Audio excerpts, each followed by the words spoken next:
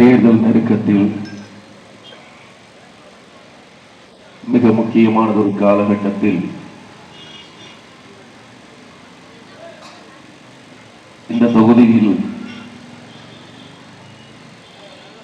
நாம் தமிழர் கட்சியினுடைய சார்பாக போட்டியிடக்கூடிய வேட்பாளர்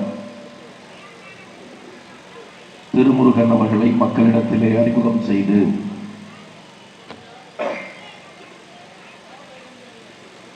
விவசாய சின்னத்திற்கு வாக்கு செலுத்துங்கள் என்ற கோரிக்கையோடு நடைபெற்றுக் கொண்டிருக்கிற இந்த பொதுக்கூட்ட நிகழ்வினை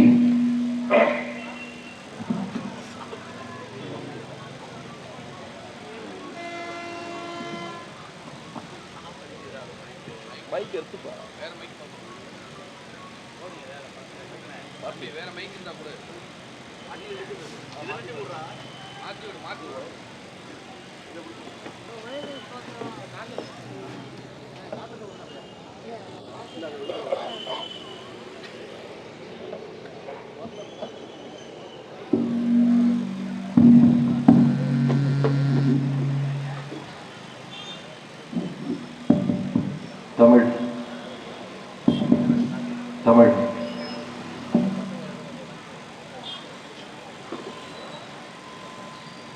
இந்த பொதுக்கூட்டத்தினை ஒருங்கிணைத்து நடத்துகின்ற இந்த பகுதியினுடைய பொறுப்பாளர்களே, நிகழ்விற்கு அனுமதியும் பாதுகாப்பும் வழங்கிய காவல்துறை அதிகாரிகளே, தேர்தல் சமயத்திலே எங்களுடைய பேச்சுகளை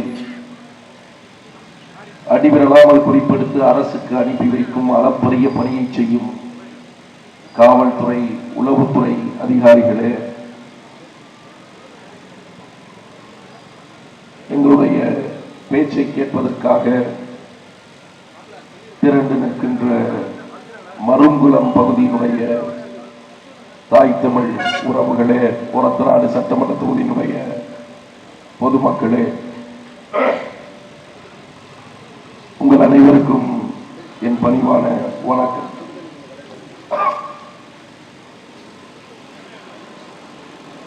இன்னும் 4-5 நாட்களிலே நாம் தேர்தலை சந்திக்க போகிறோம். ஒரு ஜனநாயக நாட்டிற்குள்ளாக, மக்களாட்சி தத்துவம் ஆளக்கூடிய ஒரு நாட்டிற்குள்ளாக தேர்தல் நாள்தான் குடிமக்களுடைய கைகளிலே, பொதுமக்களுடைய கைகளிலே சர்வ அதிகாரமும் குவிந்திருக்கின்ற ஒரு நாள். அந்த நாள்தான் அடுத்த 5 ஆண்டுகளுக்கு இந்த மாநிலத்தை யார் ஆளப் போகிறார்கள், நம்முடைய எதிர்காலம் எப்படி இருக்க போகிறது, நம்முடைய பிள்ளைகளின் எதிர்காலம் எப்படி இருக்க போகிறது என்பதையெல்லாம் தீர்மானிப்பது அந்த நாள்தான். அந்த நாளிலே இந்த நாட்டினுடைய உச்சபட்ச அதிகார கேந்திரங்கள் அனைத்தும் செயலிழந்து போகிறது. உண்மையான மக்களாட்சியின் மன்னர்களாக மக்களே திகழ்கிற ஒரு நாள் தான் அந்த தேர்தல் நாள். உலகம் முழுவதும் நிரூபிக்கப்பட்ட உண்மை என்னவென்றால், பல முன்னேறிய நாடுகளை நாம் எடுத்து பார்க்கலாம். பல முன்னேறிய நாடுகளில் அடிப்படையான ஒரு விஷயம் ஒற்றுமையாக இருக்கும். எல்லா நாடுகளுக்கும் ஒரு ஒற்றுமை உண்டு. அது என்னவென்றால், முன்னேறிய அனைத்து நாடுகளிலும் தேர்தல் முறையாக நடக்கும்.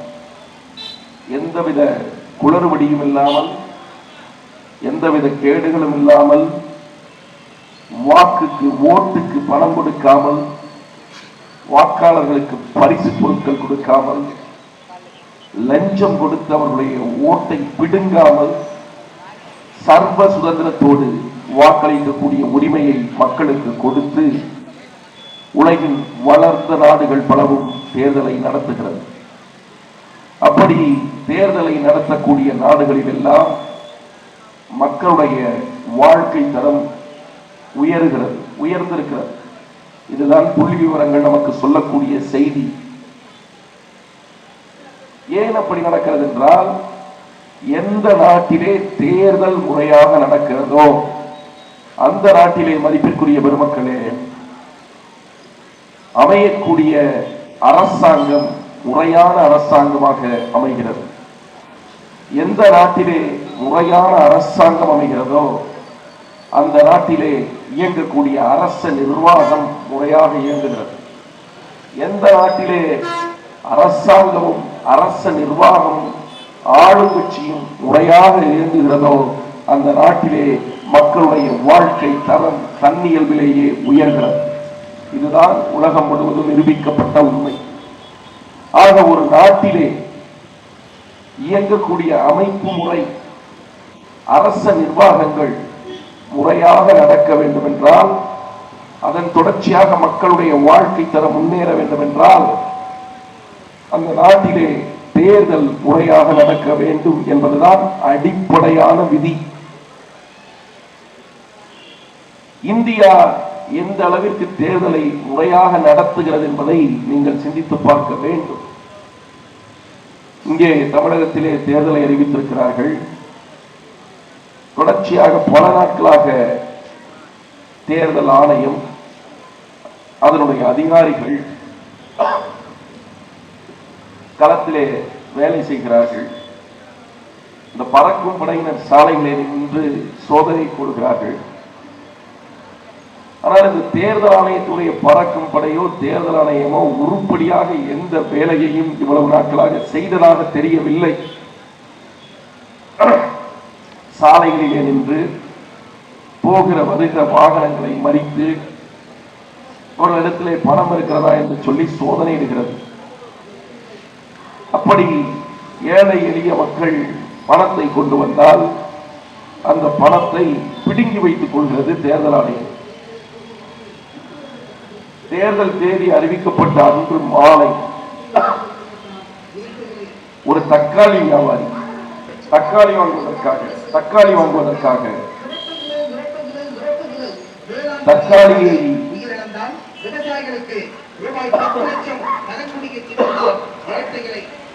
காவல்துறை தயவு செய்து இதெல்லாம் அனுமதிக்க கூடாது, அனுமதி வாங்கி பிரச்சாரம் நடத்திட்டு இருக்கிறோம்.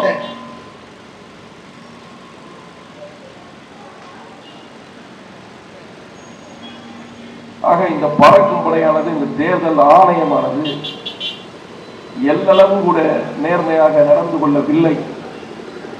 தேர்தல் தேதியை அறிவிக்கிறார்கள், தேர்தலை அறிவித்துவிட்டு தேதியை அறிவித்துவிட்டு அன்று மாலை 4 மணிக்கு அறிவிக்கிறார்கள். அன்று மாலை 6 மணிக்கு ஒரு தக்காளி வியாபாரியிடமிருந்து 55,000 ரூபாய் பணத்தை கைப்பற்றுகிறார்கள். அந்த தக்காளி வியாபாரியிடம் 55,000 பணத்தை கைப்பற்றுகிற போது பில் இருக்கிறதா என்று கேட்டிருக்கிறது தேர்தல் ஆணையம். தக்காளி வியாபாரி என்ன ஜிஎஸ்டி பில்லா வச்சிருப்பான்? அவனுடைய பணம் வந்து தேர்தல் ஆணையம் அந்த பணத்தை பிடுங்கிக் கொண்டது. தேர்தல் முடிந்துதான் அந்த பணத்தை அவரிடத்திலே ஒப்படைப்பேன் என்று சொல்கிறது. வந்தவாசிகளே ஒரு ஆட்டு வியாபாரி ஆட்டு சந்தைக்கு போய் ஆடுகளை வாங்குவதற்காக போயிருக்கிறார். ஒரு 70,000 ரூபாய் பணத்தை எடுத்துக்கொண்டு போயிருக்கிறார். அப்படி போன ஆட்டு வியாபாரியிடம் அந்த 70,000 பணத்தையும் பிடுங்கிக் கொண்டு, நாங்கள் உங்களிடம் போதிய ஆவணங்கள் இல்லை, பில் இல்லை, ஆகவே நாங்கள் இந்த பணத்தை தேர்தல் முடிந்து தருகிறோம் என்று சொல்லி அவரை அனுப்பிவிட்டார்கள். இன்றளவும் சாலைகளிலே வாகனங்களிலே பயணிக்கிற போது ஒவ்வொரு திருப்பத்திலும் அவர்கள் நின்று கொண்டு வாகனங்களை சோதனையிடுகிறார்கள். என்னை எல்லாம் இதுவரை ஒரு 50 முறை சோதித்திருப்பார்கள். எது ஒன்றையும் அவர்களால் எடுக்க முடியவில்லை. காரணம் நம்மிடம் இல்லை, அது ஒரு சிக்கல். அதை தாண்டி இவர்கள் ஊருக்கு வெளியிலே நின்று வாகனங்களை சோதனை செய்து கொண்டிருக்கிறார்கள். திமுகவும் அதிமுகவும் இந்த ஒரத்தநாடு தொகுதியில் இருக்கக்கூடிய எல்லா ஊர்களிலும் பரிசு பொருட்களை, பணங்களை, ஓட்டுக்கு காசை கொடுக்க ஆரம்பித்து விட்டார்கள். என்ன வேலை செய்கிறது இந்த தேர்தல் ஆணையம் என்றே தெரியவில்லை. எதற்காக தேர்தல் ஆணையம் இருக்கிறது என்றே தெரியவில்லை. பல ஊர்களிலே ஆராய்ச்சி எடுப்பதற்கு 200 ரூபாய் காசில் இருந்து 300 ரூபாய் காசு வரை அப்படியே கட்டுக்கட்டாக சலவை நோட்டாக வைத்துக் கொண்டு இந்த திமுக திருடர்களும் அதிமுக திருடர்களும் கொடுத்துக் கொண்டிருக்கிறார்கள். இது தேர்தல் விதிமீறலா இல்லையா? தேர்தல் ஆணையம் இது குறித்து அவருடைய நிலைப்பாட்டை அறிவிக்க வேண்டியது. தேர்தல் விதிமுறையா இல்லையா? தேர்தல் நேரத்தில் பரிசு பொருட்கள் கொடுப்பது தேர்தல் விதிமுறை மீறலா இல்லையா? 20,000 விசிட்டிங் கார்டை வைத்திலிங்கத்தின் படம் போட்டு அடித்து வைத்து கைப்பற்றினார்களே, எதற்காக 20,000 விசிட்டிங் கார்டு அடித்தார்கள்? 20,000 இடத்திற்கு கொடுக்கக்கூடிய அளவிற்கு வைத்திலிங்கம் அறிமுகம் இல்லாதவரா? யார் விசிட்டிங் கார்டு அடிப்பா? எவன் அறிமுகம் இல்லையோ, எவன் தன்னை அறிமுகப்படுத்திக்கணும்னு நினைக்கிறானோ அவன் தானே விசிட்டிங் கார்டு அடிப்பா. வைத்திலிங்கத்தை தெரியாத ஆட்கள் இந்த உலகத்தில் உண்டா? 20,000 விசிட்டிங் கார்டு எதுக்காக அடிச்ச நீ? ஏன்னா அது டோக்கன், மக்களுக்கு பணம் வாங்குவதற்கான டோக்கன். காசு கொடுக்க தொடங்கி விட்டார். மதிப்பிற்குரிய பெருமக்களே, இப்படி இவ்வளவு சீர்கெட்டு போய் இந்த தேர்தல் நடக்கும் என்றால் இந்த நாட்டிலே நல்ல அரசாங்கம் எப்படி அமையும்? அரசு நிர்வாகம் எப்படி அமையும்? மக்களுடைய வாழ்க்கை தரம் எப்படி மேம்படும்? ஒரு தொகுதிக்கு குறைந்தது 50 கோடி ரூபாய் செலவு செய்து ஒரு வேட்பாளர் ஒரு கட்சி நிற்கும் என்றால், உலக நாட்டிலே இருக்கக்கூடிய லட்சக்கணக்கான வாக்காளர்களுக்கு திமுக 3,000 ரூபாய் பணம் கொடுக்கும் என்றால், அதிமுக 2,000 ரூபாய் பணம் கொடுக்கும் என்றால், நீங்கள் சிந்தித்து பாருங்கள் மதிப்பிற்குரியவர்களே, எத்தனை கோடி அவர்கள் செலவு செய்வார்கள். அத்தனை கோடி பணத்தை செலவு செய்து அவர் உங்களுக்கு சேவை செய்யத்தான் வருகிறார் என்று நீங்கள் எப்படி நம்புகிறீர்கள்? 50 கோடி ரூபாய் முதலீடு செய்கிற ஒருவன் அதை 500 கோடி ரூபாயாக 5,000 கோடி ரூபாயாக எப்படி திருப்பி எடுக்க வேண்டும் என்பதைத்தான் யோசிப்பானே தவிர ஒருபோதும் மக்களுக்கு நல்லது செய்ய வேண்டும் என்று யோசிக்க மாட்டான். உறுதியா யோசிக்க மாட்டான். இப்ப ஊருக்குள்ள பணம் கொடுத்துட்டு இருக்கான், பணம் கொடுக்க ஆரம்பிச்சுட்டா தேர்தலுக்கு முதல் நாள், அதுக்கு முதல் நாள் இரவுல பணம் கொடுக்க தொடங்குவான், பரிசு பொருட்கள் கொடுக்க ஆரம்பிச்சுட்டா வெளியில நின்று தேர்தல் ஆணையம் என்ன புடுங்கிக்கிட்டா இருக்கு. என்ன செய்யுது? என்ன வேலை பார்க்க? நீ இந்த நாட்டில் தேர்தலை நேர்மையாக நடத்த வேண்டியது தேர்தல் ஆணையத்துடைய கடமை, பொறுப்பு. ஊருக்குள்ள பரிசு பொருளும் ஆட்சிக்கு காசும் ஓட்டுக்கு காசு கொடுப்போம் என்றால் என்ன கூத்தல், லட்ச கூத்தல்ல நீ தேர்தல் நடத்துற? என்னடா தேர்தல் இது? என்ன மாதிரியான தேர்தல்? இதை அனுமதிக்கிறது தேர்தல் ஆணையம். என்ன லஞ்சம் எது வாங்குறீங்களா? தேர்தல் ஆணையம் அரசியல் கட்சிகளிடத்திலே போட்டியிடுகிற வேட்பாளர்களிடத்திலே லஞ்சம் வாங்குகிறதா? பணம் கொடுப்பதை கண்டுகொள்ளாமல் இருப்பதற்காக, பணம் கொடுப்பதை கண்டும் காணாமல் ஒதுங்கி போவதற்காக தேர்தல் ஆணையம் லஞ்சம் வாங்குகிறதா? தேர்தல் ஆணைய அதிகாரிகள் லஞ்சம் வாங்குகிறார்களா? அப்படி லஞ்சம் வாங்கிவிட்டு இந்த கேடுகளை அனுமதிக்கிறார்கள் என்றால் அது எப்படி சரியான மக்களாட்சி? அது எப்படி சரியான தேர்தல்? சிந்தித்து பாருங்கள். மதிப்பிற்குரிய பெருமக்களை, நீங்கள் சிந்திக்க வேண்டும். இந்த நாட்டிலே தேசிய கட்சியாக இருக்கிறதே பாரதிய ஜனதா கட்சி, அந்த கட்சியுடைய சொத்து மதிப்பு அக்கவுண்டபிளி, கணக்கில் வந்தபடி 11,000 கோடி. பாரதிய ஜனதா கட்சிக்கு கணக்கில் காட்டப்பட்டபடி இந்தியா முழுவதும் 11,000 கோடிக்கு சொத்து இருக்கு. காங்கிரசுக்கு அதில் சரிபாதி அளவு சொத்து இருக்கிறது. திமுகவிற்கு 50,000 கோடி சொத்து இருக்கிறது. அதிமுகவிற்கு 50,000 கோடி அன்அக்கவுண்டபிளி சொத்து இருக்கிறது. அக்கவுண்டபிளி அவர்களுக்கு 11,000 கோடி, பிஜேபிக்கு காங்கிரசுக்கு 4,000 கோடி, திமுகவிற்கு 800 கோடி, அதிமுகவுக்கு 300 கோடி.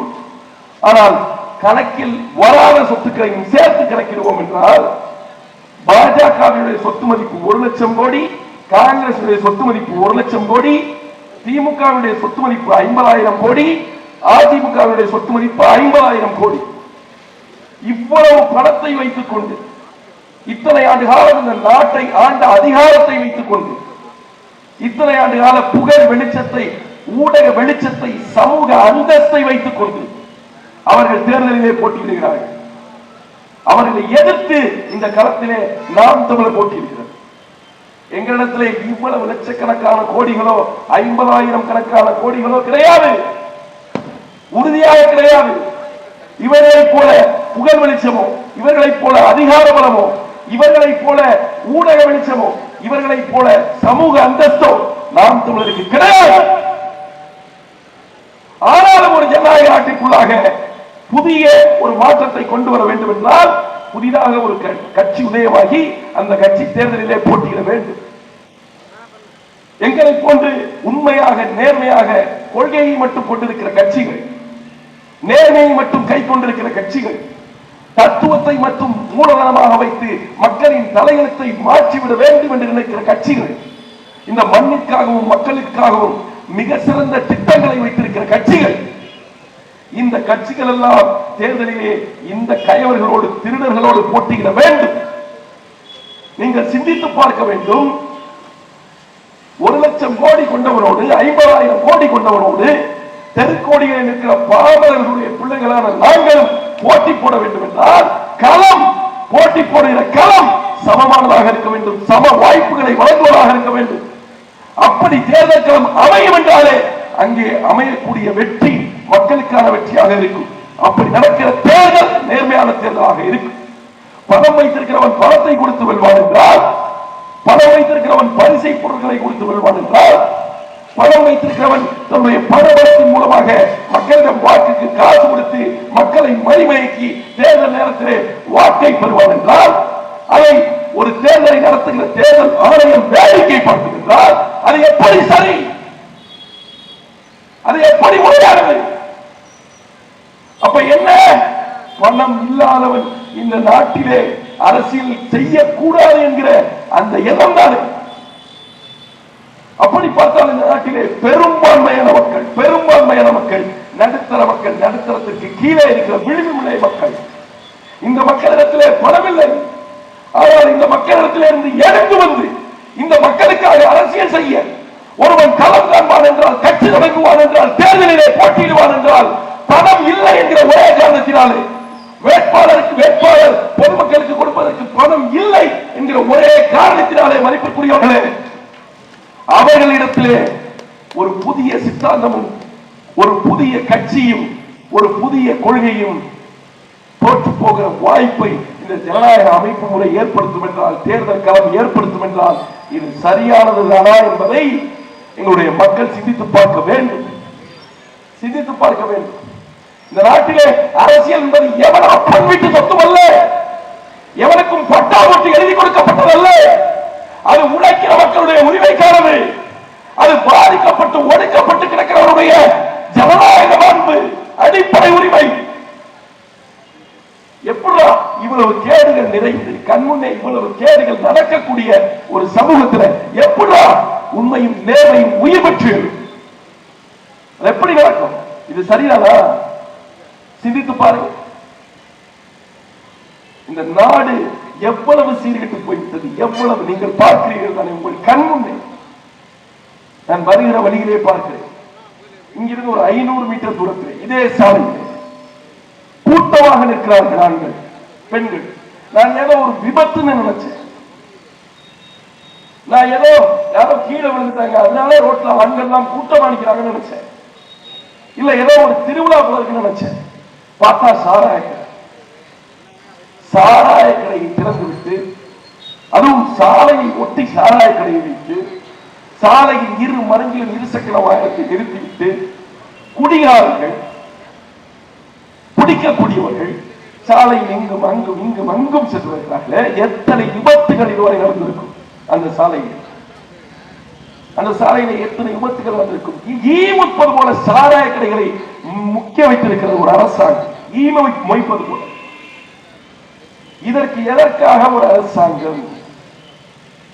நீங்கள் சிந்திக்க வேண்டும் மதிப்பிற்குரியவர்களே. திமுக தேர்தல் அறிக்கை கொடுக்கிறது, அதிமுக தேர்தல் அறிக்கை கொடுக்கிறது, நாம் தமிழரும் தேர்தல் அறிக்கை கொடுக்கிறது, தாவேகாவும் தேர்தல் அறிக்கை கொடுக்கிறது. இந்த தேர்தலிலே 2026 தேர்தலிலே இந்த 4 கட்சிகளில் எந்த கட்சி டாஸ்மாகை இழுத்து மூடுவோம் என்று தேர்தல் அறிக்கை கொடுத்திருக்கிறது என்று நீங்கள் பாருங்கள். நாம் தமிழர் மட்டும்தான் கொடுத்திருக்கிறது. ஏன்? இந்த டாஸ்மாக் பொருளாதாரம் என்பது ஆபத்திலும் ஆபத்தானது. அது நாட்டை சர்வநாஸ்தியாக்குகிறது, அது நாட்டை சீர்குலைக்கிறது, எங்களுடைய பெண்களுடைய வாழ்க்கையை சின்னாவினமாக்குகிறது. குடும்ப அமைப்பு உறவு முறையை சிதைக்கிறது, குலைத்தொகை பேர் இல்லாமல் செய்கிறது, ஒரு மனிதனுடைய உழைப்பு சக்தி அவரிடத்தில் இருந்து பிடுங்குகிறது, அவனுடைய சமூக மரியாதையை சீரழிக்கிறது. அந்த காரணத்தினாலே இந்த சாராய கடைகள் இழுத்து மூடப்பட வேண்டும். ஆனால் ஆளக்கூடிய அரசாங்கங்கள் என்ன செய்கிறது? கடந்த தேர்தலிலே திமுக தேர்தல் அறிக்கை கொடுத்தது டாஸ்மாகை இழுத்து மூடுவோம் என்று.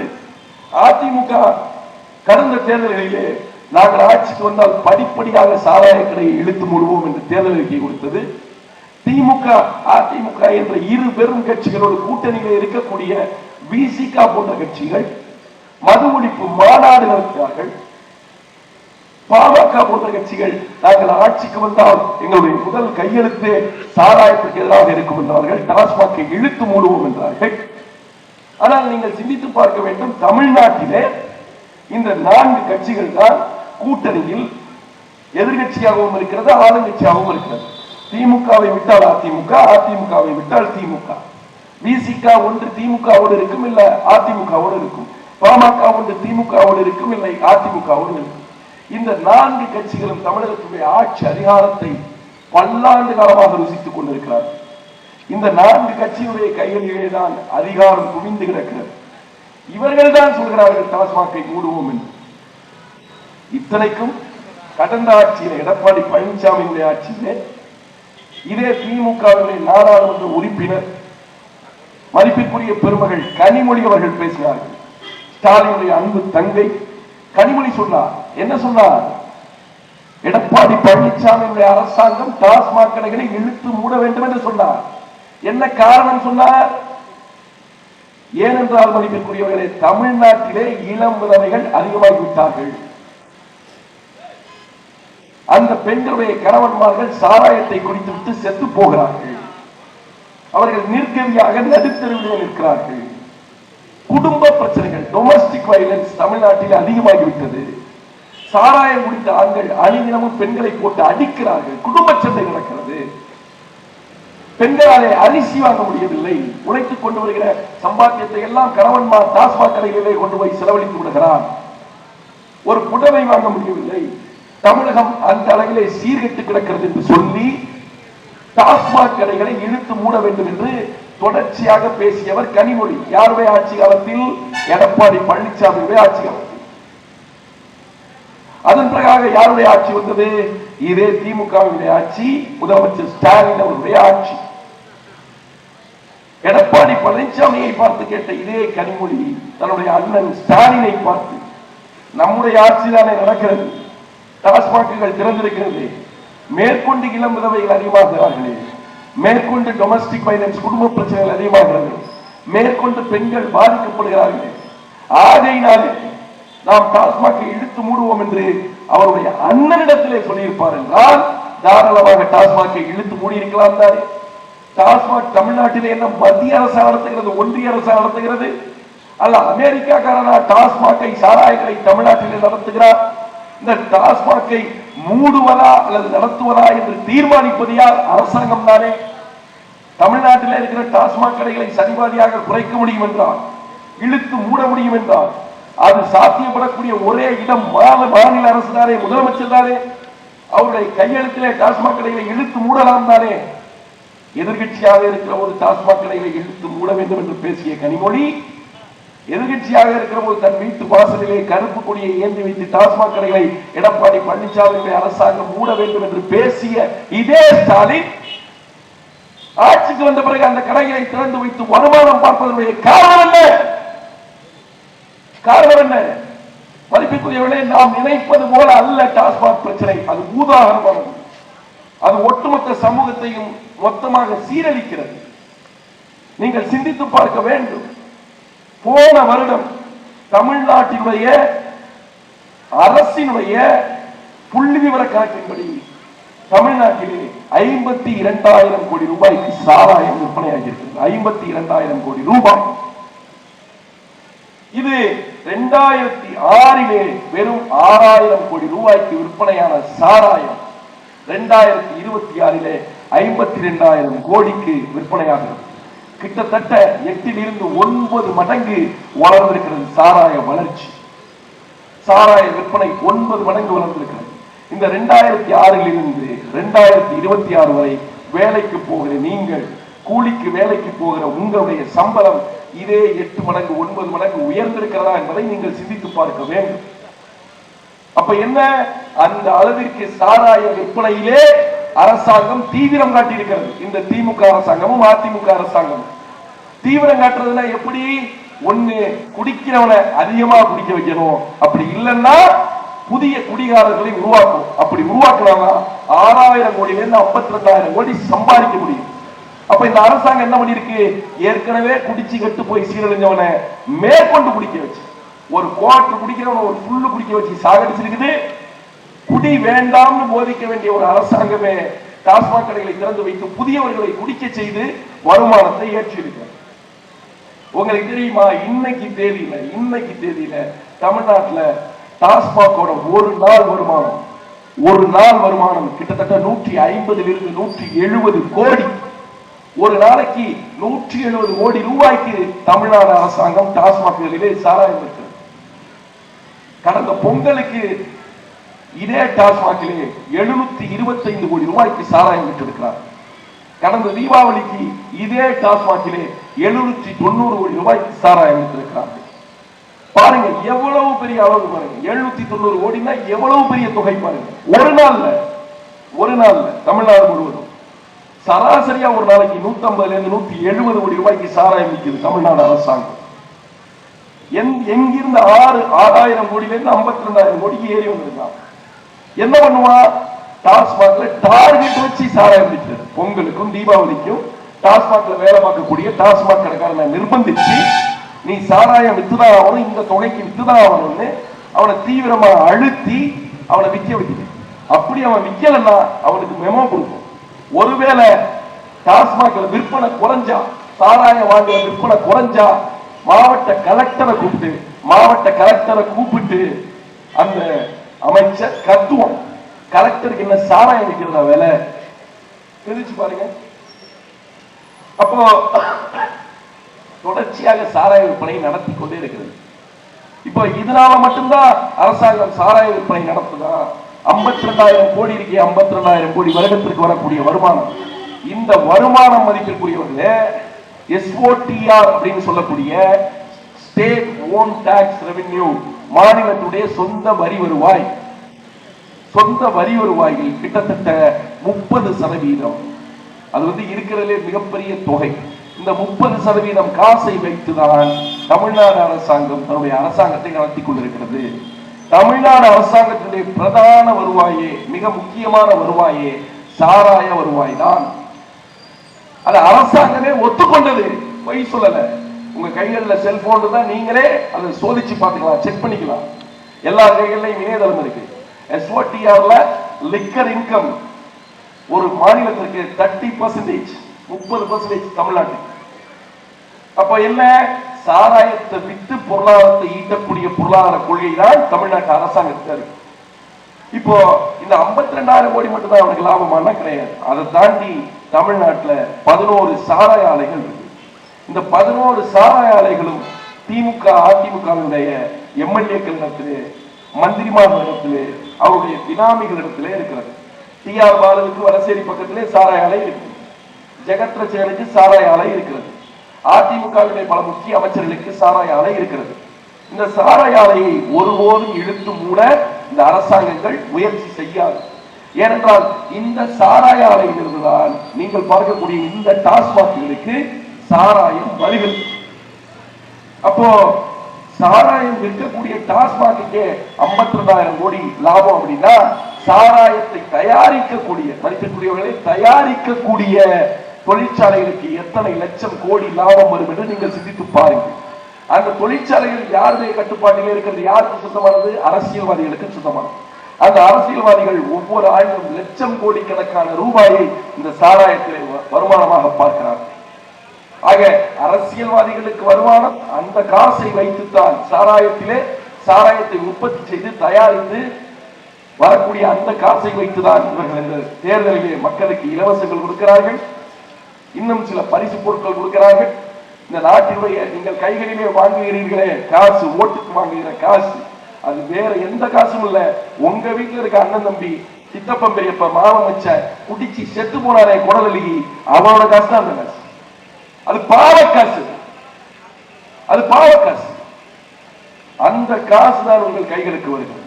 சரி, தயாரிக்கிற தொழிற்சாலைகளுக்கு பல லட்சக்கணக்கான கோடி ரூபாய் லாபம், விற்கக்கூடிய அரசாங்கத்திற்கு 52,000 கோடி ரூபாய் லாபம். அதை தாண்டி கீழே பார் வைத்திருக்கிறார்கள். இந்த பார், FL2 மணமகள் மன்றங்கள், இவை எல்லாம் யாருக்கு டெண்டருக்கு போகிறது, யாருக்கு கான்ட்ராக்டுக்கு போகிறது என்றால் இதே திமுக அதிமுகவில் இருக்கக்கூடிய கிளை செயலாளர்கள், ஒன்றிய செயலாளர்கள், கவுன்சிலர்ஸ், ஊராட்சி மன்ற தலைவர், அவன் சொந்தக்காரன், மாமா மச்சான், இவன் தான் இந்த பாரையும் இந்த FL2வையும் இந்த மணமகள் மன்றத்தையும் டெண்டருக்கு எடுக்க முடியும். அப்ப கீழே லட்சக்கணக்கில் கோடிக்கணக்கில் லாபம். அப்ப சாராயம்ங்கிற ஒரு துறை மட்டும் அரசாங்கத்துக்கு 52,000 கோடியை கொடுக்குது, தயாரிக்கக்கூடிய அரசியல்வாதிகளுக்கு லட்சம் கோடியை கொடுக்குது, அதுக்கு கீழே இருக்கிற சிறிய அளவிலான அரசியல்வாதிகளுக்கு பல லட்சக்கணக்கான கோடிக்கணக்கான ரூபாய்களை கொடுக்கிறது. இந்த பணத்தில் தான் மதிப்பிற்குரியவர்களே ஒட்டுமொத்தமாக, இந்த பணத்தில் தான் ஒட்டுமொத்தமாக இந்த சாராய கும்பலை இயங்குகிறது. இப்போ ஏன் தமிழ்நாடு அரசு இதை மூடாது என்றால், ஏன் தமிழ்நாடு அரசு இதை மூடுவதில் தயக்கம் காட்டுகிறது என்றால், டாஸ்மாக் கடைகளை மூடிவிட்டால் தமிழ்நாடு அரசுக்கு வருமானம் கிடையாது. இந்த அரசிடத்திலே மாற்று பொருளாதார திட்டம் என்று ஒரு திட்டமே கிடையாது. இப்ப என்னன்னா, டாஸ்மாக் மூடிட்டால் ஒட்டுமொத்த அரசாங்கம் தடுமாறி, வேற வருவாய் இல்லை. வருவாய் இல்லை அரசை நடத்துவதற்காக என்பதாலே அந்த நாட்டுக்குள்ள வாழக்கூடிய மக்களை குடிக்க வச்சு, அவனை குடல் அழுக வச்சு சாகடிக்கக்கூடிய ஒரு அரசாங்கம் உலகத்தில் எவ்வளவு வினோதமான அரசாங்கம் என்பதை நீங்கள் சிந்தித்து பார்க்க வேண்டும். ஒரு பக்கம் இவ்வளவு வருவா வருது, இன்னொரு பக்கம் என்ன நடக்குது? குடிக்கக்கூடியவன் யார்? இந்த நெஞ்சாயில, இந்த சாலையில அத்தனை பேர் கூட்டம் கூட்டமா சாராயத்துக்காக, குடிநோயாளிகள், குடித்து பழக்கப்பட்டவர்கள், வேற யாரும் இல்ல. நம்மளோட மாமா வச்சா, நம்மளோட சித்தப்பன் பெரியப்ப, நம்மளோட அண்ணன் தம்பி, வேற யாரும் இல்லை. உழைக்கிற மக்கள், உழைக்கிற மக்கள். எந்த கோடீஸ்வரன் இந்த டாஸ்மாகின் வாசலிலே வந்து சாராயம் வாங்குகிறார்? எந்த லட்சாதிபதி, எந்த திரைப்பட நடிகர், எந்த பெரிய நடிகர் வந்து இந்த சாராய கடை வாசலிலே நின்று சாராயம் வாங்குகிறார்? குடிப்பவன் எல்லாம் யார்? கூலிக்கு வேலைக்கு போவான். அவன் எவ்வளவு வாங்கிட முடியும் ஒரு நாளைக்கு கூலி? ஒரு 700 ரூபாய், ஒரு 800 ரூபாய், அதிகபட்சம் ஒரு 1000 ரூபாய். 1000 ரூபாய் ஒரு நாளைக்கு அவன் பார்க்கக்கூடிய வேலைக்கு சம்பளம், கூலி. அந்த 1000 ரூபாய் மதிப்பிற்குரியவர்களே, கிட்டத்தட்ட மாசத்துல 20 நாள் வேலைக்கு போறான் அப்படின்னா 20,000 ரூபாய். 20,000 ரூபாயில ஒரு நாளைக்கு குறைஞ்சபட்சம் ஒரு குவார்டர், டாஸ்மாக்ல ஒரு குவார்டருக்கு 200 ரூபாய் செலவு பண்றான்னா கூட ஒரு மாசத்துக்கு 6,000 ரூபாய் செலவு பண்றான். வீட்டுக்கு சம்பாதிச்சு கொடுக்கக்கூடிய காசுல 6,000 ரூபாய் செலவு பண்றான். நீங்க சிந்திச்சு பார்க்கணும். 20,000 ரூபாயில 6,000 ரூபாய் 3ல 1 பங்கு. அது யாருக்கு போகுது? அரசாங்கத்துக்கு போகுது. எப்படி போகுது? சாராயம் குடிக்கிறதுனால போகுது. கஷ்டப்பட்டு கைய ஊனி கர்ணம் போட்டு உழைச்சி உயிரை பணைய வச்சு உடல் உழைப்பை கொடுத்து சம்பாதிக்கக்கூடிய ஒரு சாதாரண கூலிக்காரனுடைய சட்டை பையிலே இருந்து அவனுக்கு சாராயத்தை ஊத்தி கொடுத்து 200 ரூபாயை திருடிக் கொள்ளும் ஒரு அரசாங்கம் என்றால் அது எப்படி நல்ல அரசாங்கம்? அதற்கு பேர் தான் உழைப்பு சுரண்டல், அதற்கு பேர் தான் பொருளாதார சுரண்டல். அதை அரசே செய்வதுதான் அவலத்திலும் பேரவல். உண்மையிலேயே டாஸ்மாக் சாராயத்தை பொறுத்த வரைக்கும் அரசாங்கம் கொள்ளைதான் அடிக்கிறது, கொள்ளைதான் அடிக்கிறது. அந்த சாராயம் தயாரிப்பதற்கு எவ்வளவு செலவாகும்? அந்த மட்டகரமான சாராயம் எவ்வளவு செலவாகும்? 15 to 20 ரூபாய். வெறும் 15 to 20 ரூபாய் இருந்தது அப்படின்னா ஒரு குவார்டர் சாராயத்தை அவங்களால தயாரிக்க முடியும். அது விற்பனைக்கு வருவதோடு அந்த பாட்டிலோட சேர்த்து மூடியோட சேர்த்து மொத்தமான உற்பத்தி விலை அதுக்கு 20 ரூபாய். 20 ரூபாய்க்கு தயாரிக்கக்கூடிய ஒரு சாராய போத்தலை 40 ரூபாய்க்கு விற்கலாம், அது ஒரு நியாயம். 50 ரூபாய்க்கு விற்கலாம், அது ஒரு நியாயம். ஆனா 20 ரூபாய்க்கு தயாரிக்கக்கூடிய சாராய போத்தலை 160 ரூபாய்க்கு 180 ரூபாய்க்கு விற்கிறது அப்படிங்கிறது கொள்ளையிலையும் கொள்ளை. எந்த பொருளுக்கும் இவ்வளவு தூரம் விலை உயர்வு கிடையாது, இவ்வளவு தூரம் லாபம் கிடையாது. ஆனா அந்த லாபத்தை யார் வாங்குகிறது? யார் வாங்குறது? அரசாங்கம் வாங்குது. அப்ப அவனுடைய பாக்கெட்ல இருக்கிற பணத்தை காலி பண்ணு. அந்த பணம் யாருக்கு போக வேண்டியது? வீட்டுல அவன் பிள்ளைகளுக்கு பால் பவுடர் வாங்குறதுக்கு, அந்த பிள்ளைகளுக்கு பள்ளிக்கூடத்துக்கு போறதுக்கு பை வாங்குறதுக்கு, புத்தகங்கள் வாங்குறதுக்கு, அவசரத்துக்கு ஏதாவது உடம்பு சொல்லாம போயிட்டா ஹாஸ்பிட்டல் போறதுக்கு, குடும்பத்தோட சீட்டு கட்டுறதுக்கு அடிப்படையில் இருக்கக்கூடிய அடிப்படையா வச்சிருக்கக்கூடிய பணம் மக்கள். அந்த பணத்தை ஒரு ஆணுடைய ஒரு கணவனுடைய பாக்கெட்ல இருந்து சாராயத்தை ஊத்தி கொடுத்து ஒரு அரசாங்கம் எடுத்துக்குது அப்படின்னா அது எப்படி நல்ல அரசாங்கம்? இது பழகி போய்விட்டது. இது பழகி போய்விட்டது. இன்னொரு பக்கம் என்ன நடக்குது? இந்த சாராயத்தினால சமூகத்தில் நடக்கக்கூடிய அத்தனை குற்றங்களும் இந்த சாராயத்தினால நடக்குது. இதை தனி ஒரு மனிதனாக நான் சொல்லவில்லை, மாறாக சென்னையினுடைய உயர் நீதிமன்றம் சொல்கிறது. என்ன சொல்கிறது? என்ன சொல்கிறது என்றால், இந்த நாட்டிலே நடக்கக்கூடிய பெரும்பான்மையான சாலை விபத்துகள் இருக்கிறது, உயிர் போகக்கூடிய சாலை விபத்துகள். இந்த சாலை விபத்துகளுக்கு பின்னாலே போதை இருக்கிறது, சாராயம் இருக்கிறது என்று சொல்லி சென்னையுடைய உயர் நீதிமன்றம் கண்டிக்கிறது மாநில அரசாங்கத்தை. இந்த நாட்டிலே பாலியல் வன்கொடுமைகள் நடக்கிறது, இந்த நாட்டிலே கொலை கொள்ளை போன்ற கேடுகள் நடக்கிறது. இந்த கேடுகளுக்கு பின்னாலே டாஸ்மாக் சாராயம் இருக்கிறது என்று சொல்லி சென்னையினுடைய உயர் நீதிமன்றம் சொல்கிறது. உயர் நீதிமன்றம் சொல்கிறது. அதை யாரை பார்த்து சொல்கிறது? அரசாங்கத்தை பார்த்து சொல்கிறது. அப்படியாவது இவர்கள் கடைகளை குறைத்தார்களா? விற்பனையை குறைத்தார்களா? இழுத்து மூடினார்களா? இல்லை. அப்ப என்ன? மக்கள் இக்கேடு கட்டி போனாலும் பரவாயில்ல, எவன் தாலி எடுத்தாலும் பரவாயில்ல, எவன் செத்து விழுந்தாலும் பரவாயில்ல, எவன் குடும்பம் சீரழிஞ்சி சந்திக்கு வந்தாலும் பரவாயில்ல, எனக்கு முக்கியம் சாராயம் விற்கிறது தான் அப்படின்னு ஒரு நினைக்கக்கூடிய அரசாங்கம், அது திமுக இருக்கட்டும் அதிமுக இருக்கட்டும், அப்படி நினைக்கிற அரசாங்கம் எப்படி நல்ல அரசாங்கமா இருக்க முடியும்? இந்த அரசாங்கத்துக்கு தான், இந்த திமுக அதிமுகவுக்கு தான் ஓட்டு போட்டு இவ்வளவு நாளா நீங்க அவங்களை தேர்ந்தெடுத்து. இதுதான் செய்தி, இல்ல வேற ஒண்ணுமே கிடையாது. இதுதான் செய்தி.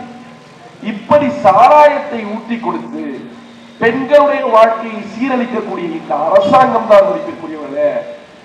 பெண்களுடைய வாழ்க்கை, இளம் விதவைகள், ஒரு பெண் இளமையிலேயே விதவை ஆவதை தாண்டி பெரிய துயரம் அவள் வாழ்க்கையிலே எது ஒன்றும் இருக்க முடியாது. அனுதினமும் தன் கணவன் குடித்து விட்டு வந்து வீட்டிலே அடித்து சித்திரவதை செய்கிற போது அவள் அடையக்கூடிய மன உளைச்சலை தாண்டி அவளுக்கு பெரிய துன்பமும் துயரமும் எது ஒன்றும் இருக்க முடியாது. தன்னுடைய கணவன் குடித்து விட்டு ஆடை இல்லாமல் நடுத்தருவிலே படுத்து கிடக்கிறான், ஊர்வம்பு இருக்கிறான், அவன் கைது செய்யப்பட்டிருக்கிறான், வழக்கு இருக்கிறது, அவனை அடித்து விட்டார்கள் என்பதை தாண்டி ஒரு பெண்ணுக்கு துன்பமோ துயரமோ இருக்க முடியாது. இதெல்லாம் ஒரு பெண்ணுக்கு மிகப்பெரிய துன்பமாக இருக்கிற போது, இதையெல்லாம் அரசாங்கமே செய்கிற போது அந்த பெண்களுக்கு நாங்கள் உரிமை தொகை கொடுக்கிறோம் என்று, அந்த பெண்களுக்கு நாங்கள் தங்க மோதிரம் கொடுக்கிறோம் என்று, அந்த பெண்களுக்கு நாங்கள் அண்டா குண்டா பரிசு பொருட்கள் கொடுக்கிறோம் என்று, பெண்கள் எங்கள் ஆட்சியிலே முன்னேறிவிட்டார்கள், மகிழ்ச்சியாக இருக்கிறார்கள் என்று பேசுவதெல்லாம் எவ்வளவு புதச்சல், எவ்வளவு கேடு, எவ்வளவு மோசம். உண்மையிலேயே மதிக்கக்கூடியவர்களே, பெண்கள் இந்த நாட்டிலே நன்றாக இருக்க வேண்டும் என்று இந்த திமுக அதிமுக நினைக்கும் என்றால் முதலிலே அவர்கள் செய்ய வேண்டியது டாஸ்மாகை இழுத்து மூடுவது. அதுதான் சரி. உண்மையிலேயே இந்த நாட்டிலே பெண்களுக்கு திமுக அதிமுக நல்லது செய்ய வேண்டும் என்று நினைத்தால் இந்த நாட்டிற்குள்ளே கஞ்சா புழக்கத்தை கட்டுப்படுத்துவதுதான் சரி, அதுதான் சரி. ஆனால் இவர்கள் பெண்கள் வாழ்க்கை எவ்வளவு சீரழிந்தாலும் சீரழிந்து போகட்டும், மாறாக நாங்கள் தேர்தல் வந்தால் அவர்களுக்கு புடவை கொடுத்து, அவர்களுக்கு உரிமை தொகை கொடுத்து, அவர்களுக்கு ஓட்டுக்கு காசு கொடுத்து வாங்கி வாழ்க்கை அப்படின்னு நினைக்கிற அரசாங்கம் எவ்வளவு ஏமாற்றத்தனமான அரசாங்கம். பெண்களுடைய வாழ்க்கை குறித்து, நிம்மதி குறித்து, முன்னேற்றம் குறித்து அந்த அரசாங்கத்திற்கு எந்த மாதிரியான நிலைப்பாடு இருக்கிறது? எந்த விதத்திலே பெண்களுடைய நல்வாழ்க்கைக்கு அந்த அரசாங்கம் உதவி செய்கிறது? அது எப்படி சரி? என்ன பெண்களுக்கான அரசு? நீங்கள் வந்திருக்கக்கூடிய தேர்தல் அறிக்கை பெண்களுக்கு உரிமை தொகை எவ்வளவு? 1000 ரூபாய்.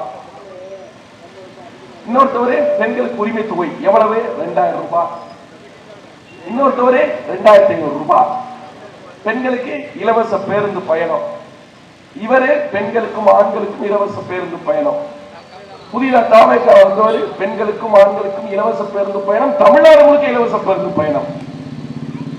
இப்போ இந்த பெண்களுக்கு பஸ்ல டிக்கெட் கொடுக்கிறது, ஃப்ரீயா கொடுக்கிறது, 1000 ரூபாய் உரிமை தொகை கொடுக்கிறது, இதெல்லாம் நலத்திட்டங்கள் பேர்ல செஞ்சுக்கிட்டு இருக்க அயோக்கியத்தனங்க. உண்மையிலேயே இதெல்லாம் அயோக்கியத்தனங்க. மதிப்பிற்குரிய பெருமக்களே, நீங்கள் சிந்திக்க வேண்டும். அடிப்படையில் இந்த தேர்தல் அறிக்கைகள் எல்லாம் பெரும்பாலும் பெண்களை கவர்வதாகவே இருக்கிறது. ஏன் இருக்கிறது? முதலிலே கலைஞர் கருணாநிதி தொலைக்காட்சி, வண்ண தொலைக்காட்சி கொடுத்தார், டிவி கொடுத்தார். பெரும்பாலும் பெண்களாலே விரும்பப்பட்டது. பெண்கள் வீட்டிற்குள்ளே உட்கார்ந்து சீரியல் பார்க்க தொடங்கினார்கள். இன்று வரை பார்த்துக் கொண்டிருக்கிறார்கள். அதன் பிறகு ஃபேன், மிக்சி, கிரைண்டர் கொடுத்தாங்க. மிக்சி, கிரைண்டர் எல்லாமே பெண்களுடைய சமாச்சாரம். அப்படிதான் இந்த சமூகம் இருக்கு. அது பெண்களுக்கு பிடித்தது. தாலிக்கு தங்கம் கொடுத்தாங்க. அது பெண்களுக்கு நல்லது, பிடித்தது. அடுத்து புதுசா வந்தவரே தாய்மாமன் சீர்ல அண்ணன் சீர்திட்டத்துல பட்டுப்புடவை கொடுக்குறாங்க. அதுவும் உங்களுக்கு பிடிச்சது. உரிமை தொகை உங்களுக்கு பிடிச்சது. நீங்க கவனிச்சீங்களா? ஒவ்வொரு கட்சியும் தேர்தல் அறிக்கை கொடுக்கிற போது ஏன் பெண்களை கவரக்கூடிய திட்டங்களை அறிவிக்கிறது? என்ன காரணம்? என்ன காரணம்? ஏன்னா மதிப்பிற்குரியவர்களே, தமிழ்நாட்டிலே ஆண்களை விட பெண் வாக்காளர்கள் எண்ணிக்கை அதிகம். ஆண்களை விட 13 லட்சம் பெண் வாக்காளர்கள் தமிழ்நாட்டிலே அதிகம். அதை விட முக்கியமான செய்தி என்னவென்றால், அவங்கதான் ஸ்விங் ஓட்டர்ஸ். அவங்க என்ன பண்ணுவாங்க? பெண்களை பொறுத்த வரைக்கும் ஒரு எந்த கட்சிக்கு ஓட்டு போடணுங்கிற முடிவை பெரும்பான்மையான பெண்கள் தேர்தலுக்கு 10 நாளைக்கு மேல தான் எடுக்கிறாங்க. இதுதான் ஒரு ஆய்வு சொல்ற உண்மை. அது வரைக்கும் ரொம்ப தீர்க்கமா ஆலோசிச்சு யோசிச்சு யாருக்கு போடலாங்கிறது எந்நேரம் வேணாலும் அவங்க ஓட்டு மாத்திக்கலாம். ஒரு புடவை எடுக்க போனாலே பெண்கள் ஒரு புடவைக்கு 100 புடவையை கலச்சி போட்டு எடுத்துட்டு வருவாங்க. ஒரு பொருள் வாங்க போனா அரை மணி நேரம் பேரம் பேசுவாங்க. ஏன்? அதோட மதிப்பு அவங்களுக்கு தெரியும். எதையுமே பரிசோதித்து யோசித்து 1க்கு 10 தடவை நிதானித்து அதன் பிறகுதான் ஒரு முடிவு எடுப்பாங்க. ஆக பெண்கள் யாருக்கு ஓட்டு போடணுங்கிறத கடைசி நேரத்தில், கடைசி 10-15 நாள் தான் முடிவு எடுக்கிறாங்க. அப்ப என்ன? அந்த நேரத்தில் தேர்தல் அறிக்கையை கொடுக்கணும். தேர்தல் அறிக்கையில பெண்களுக்கான திட்டமாக கொடுக்கணும். அப்படி கொடுத்து மதிமைக்கு பெண்களுடைய வாக்குகளை வாங்கிக்கணும். பெண்களுடைய வாக்குகளை வாங்கி பெண்கள் வாழ்க்கை சீரழிப்பதற்கு சாராயங்களை நடத்தணும். இதுதான் திமுக அதிமுகவுடைய கொள்கை. ஆனா நீங்க யோசிச்சு பாருங்க. உங்களுக்கு நான் சொல்றேன், 1952 இந்திய நாடாளுமன்றத்துக்குள்ள மொத்த எம்பிக்கள் இருக்காங்க, நாடாளுமன்ற உறுப்பினர்கள். இந்த நாடாளுமன்ற உறுப்பினர்களில் வெறும் 5% மட்டும்தான் பெண்கள். மீதி 95% பேர் ஆண்கள். கிட்டத்தட்ட 60-70 ஆண்டுகள் கடந்தாகிவிட்டது. இன்று வரை இந்திய நாடாளுமன்றத்திற்குள்ளாக வெறும் 10% தான் பெண்கள், 90% ஆண்கள். அப்படின்னா என்ன அர்த்தம்னா, பெண்கள் அரசியலுக்கே போகல. இந்த 60 ஆண்டுகள்ல வெறும் 5% தான் பெண்கள் அரசியலுக்குள்ளாக நுழைந்திருக்கிறாங்க. வெறும் 5% தான் ஏறி இருக்குது. ஆண்களுடைய ஆதிக்கம் தான் இன்றளவும் அரசியலிலே இருக்கிறது. ஆனால்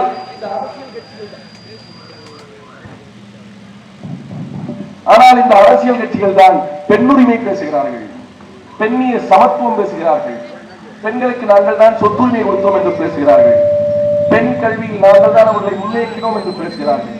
இப்படி பேசுகிற இவர்கள் பெண்களுக்கான வாக்குறுதிகளை கொடுத்து பெண்களுடைய வாக்குகளை கவரக்கூடிய இவர்கள் ஏன் பெண்களை அரசியல் படுத்தவில்லை? ஏன் பெண்களுக்கு சட்டமன்ற தேர்தலிலே போட்டியிடுவதற்கான வாய்ப்பை கொடுக்கவில்லை? பெண்கள் கைகளிலே ஏன் அதிகாரத்தை கொடுக்கவில்லை?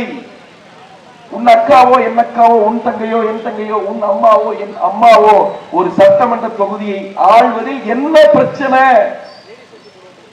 கர்நாடகத்தில் இருந்து இங்கு வந்த பெண்மணியான அம்மையார் ஜெயலலிதாவிற்கு தமிழ்நாட்டிலே உச்சபட்ச ஆட்சி அதிகாரத்தை தூக்கி முதலமைச்சராக உட்கார வைத்து அழகு வார்த்தை இந்த தமிழ்நாட்டிலே தமிழ்ச்சாரிகளுக்குள்ளாக இருக்கக்கூடிய நம்முடைய சொந்தங்களுக்கு, நம்முடைய பெண்களுக்கு சட்டமன்ற உறுப்பினர் பொறுப்பை கொடுப்பதற்கு, வேட்பாளராக நிறுத்துவதற்கு ஏன் இந்த கட்சிகள் தயக்கம் காட்டுகிறது? கடைசி வரைக்கும் இலவசங்கள் கொடுத்து, கடைசி வரைக்கும் கவரக்கூடிய வாக்குறுதிகளை கொடுத்து உங்களுடைய வாக்குகளை பறிப்பதற்குத்தான் அரசாங்கம் முயற்சிக்கிறதே ஒழிய உங்களுக்கு சரிபாதி இடங்களை கொடுத்து உங்களை அதிகாரப்படுத்த வேண்டும். உங்கள் கைகளிலும் அதிகாரம் வேண்டும். நீங்களும் இந்த நாட்டை ஆள வேண்டும். ஆணுக்கு பெண் எந்த இடத்திலும் குறையில்லை, அனைவரும் சரிசமம். அப்படி என்று சொல்லி ஏதாவது ஒரு அரசியல் கட்சிகள், இந்த பெண்ணிய விடுதலை பேசக்கூடிய இந்த வெங்காய திமுக, இந்த அதிமுக ஏதாவது பெண்களுக்கு 117க்கு 117 இடங்கள் சரிக்கு சரி 50க்கு 50% கொடுத்திருக்கிறார்களா என்றால் சத்தியமாக இந்திய ஒன்றியத்திலேயே ஆண்களும் பெண்களும் சமம் என சொல்லி சட்டமன்ற தேர்தலிலே 234 தொகுதிகளிலே 117 தொகுதி ஆண்களுக்கும் 117 தொகுதி பெண்களுக்கும் கொடுத்த ஒரே கட்சி நாம் தமிழர் கட்சி மட்டும்தான். வேற யாரும் செய்யல. ஏன் இவர்கள் செய்யல? ஏன்னா உண்மையான பெண்கள் முன்னேற்றத்தில் அக்கறை இவர்களுக்கு கிடையாது. அப்ப இது ஒரு ஏமாற்று. இனி பண்றது எல்லாமே ஏமாற்றுத்தனமான வேலை. நீங்க சிந்திச்சு பாருங்க, நாட்டுல 10,63,000 கோடி கடன் இன்னைக்கு தேதிக்கு தமிழ்நாட்டுக்கு. அதிமுக ஆட்சி முடிகிற போது 4,33,000 கோடி கடன். எப்பயிலிருந்து 4,33,000 கோடி கடன்? 1947 இந்தியா சுதந்திரம் அடைந்ததிலிருந்து 2020 வரைக்கும் இருந்த இத்தனை வருஷங்கள்ல 70 வருஷத்துல ஒட்டுமொத்த கடனே 4.33 லட்சம் கோடி தான். அப்படி எடப்பாடி பழனிசாமி ஆட்சி காலத்துல வருடா வருடம் எடப்பாடி பழனிசாமி கடன் வாங்குகிற போது இதே ஸ்டாலின் அவர்கள் எடப்பாடி பழனிசாமியை பார்த்து பொருளாதாரம் தெரியாதவர், நாட்டினுடைய பொருளாதாரத்தை அதலபாதத்துக்கு தள்ளுகிறார், எடப்பாடி பழனிசாமிக்கு ஆட்சி செய்ய தெரியவில்லை என்றெல்லாம் பேசியவர், அறிக்கை கொடுத்தவர் இதே ஸ்டாலின். இதே திமுக ஸ்டாலின் அறிக்கைகள் இன்றும் இருக்கிறது, நீங்கள் பாருங்கள். இவ்வளவு கடன் வாங்குகிறார் என்று பதட்டப்பட்டவர் யாரு? ஸ்டாலின். ஆனால் அந்த ஸ்டாலினுடைய ஆட்சி 2021 இருந்து 2026 வரை இந்த 5 ஆண்டுகளில் சுதந்திர இந்தியாவில் 1947 இருந்து 2020 வரைக்கும் வாங்கிய மொத்த கடனோடு ஒப்பிடுகையில் இந்த 5 ஆண்டுகளில் திமுக வாங்கிய கடன், ஸ்டாலின் வாங்கிய கடன் 1.5 மடங்கு. கிட்டத்தட்ட 6,50,000 கோடி கடந்த 5 ஆண்டுகளில் 6,55,000 கோடி.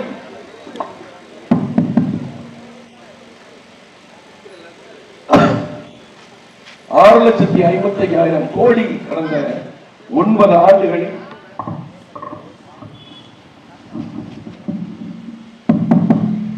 கடனாக வாங்கி இருக்கிறது இந்த ஸ்டாலின் அரசாங்கம். நீங்கள் சிந்திக்க வேண்டியதெல்லாம் ஒன்றுதான்.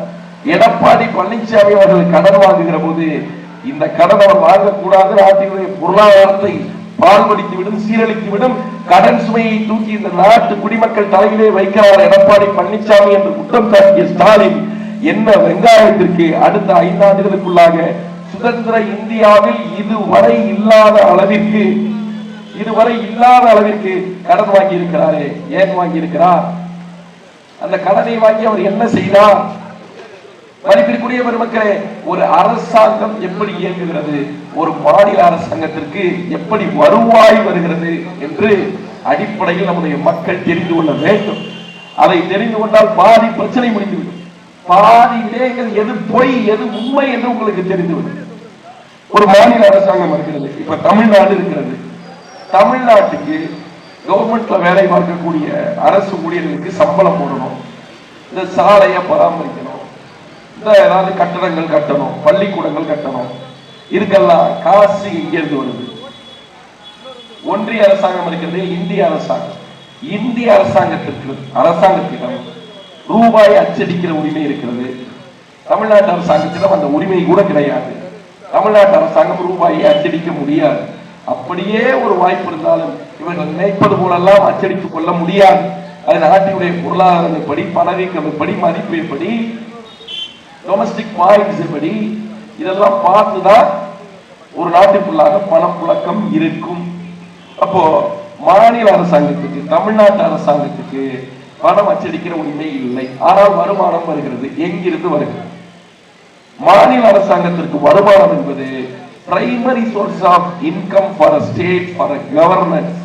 ஒரு மாநில அரசுடைய முக்கியமான நிதி வருவாய் என்பது மக்களிடமிருந்து வசூலிக்கப்படக்கூடிய வரி, நேரடி கட்டணம், மறைமுக கட்டணம்.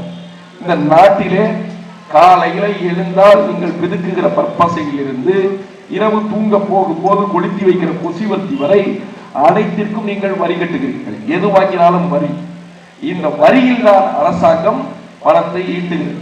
அதை தாண்டி சொத்து வரி, அதை தாண்டி தண்ணீர் வரி, மின்சார கட்டணம், குப்பை வரி, இந்த மாதிரியான வரிகளில் தான் அரசாங்கம்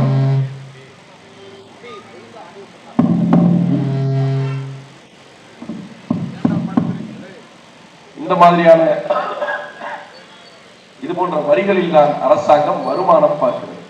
அப்போ கடந்த 5 ஆண்டுகள்ல தமிழ்நாட்டில் சொத்து வரி ஏறி, இப்படி கட்டடங்கள் வைத்திருக்கிற, கடை வைத்திருக்கிற இந்த கட்டிடத்தின் உரிமையாளர், இந்த கடைக்காரர், வீட்டுக்காரர் அனைவருக்கும் தெரியும், கடந்த 5 ஆண்டுகளில் சொத்து வரி ஏறி இருக்கிறது, பல மடங்கு ஏறி இருக்கிறது. கடந்த 5 ஆண்டுகளில் மின்சார கட்டணம் ஏறி இருக்கிறது. கடந்த 5 ஆண்டுகளில் குப்பை வரி ஏறி இருக்கிறது.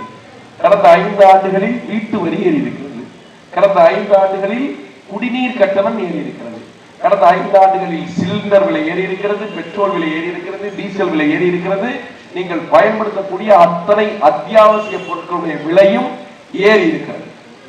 எதற்காக ஒரு மாநில அரசாங்கம் வரிகளை அதிகப்படுத்த வேண்டும்?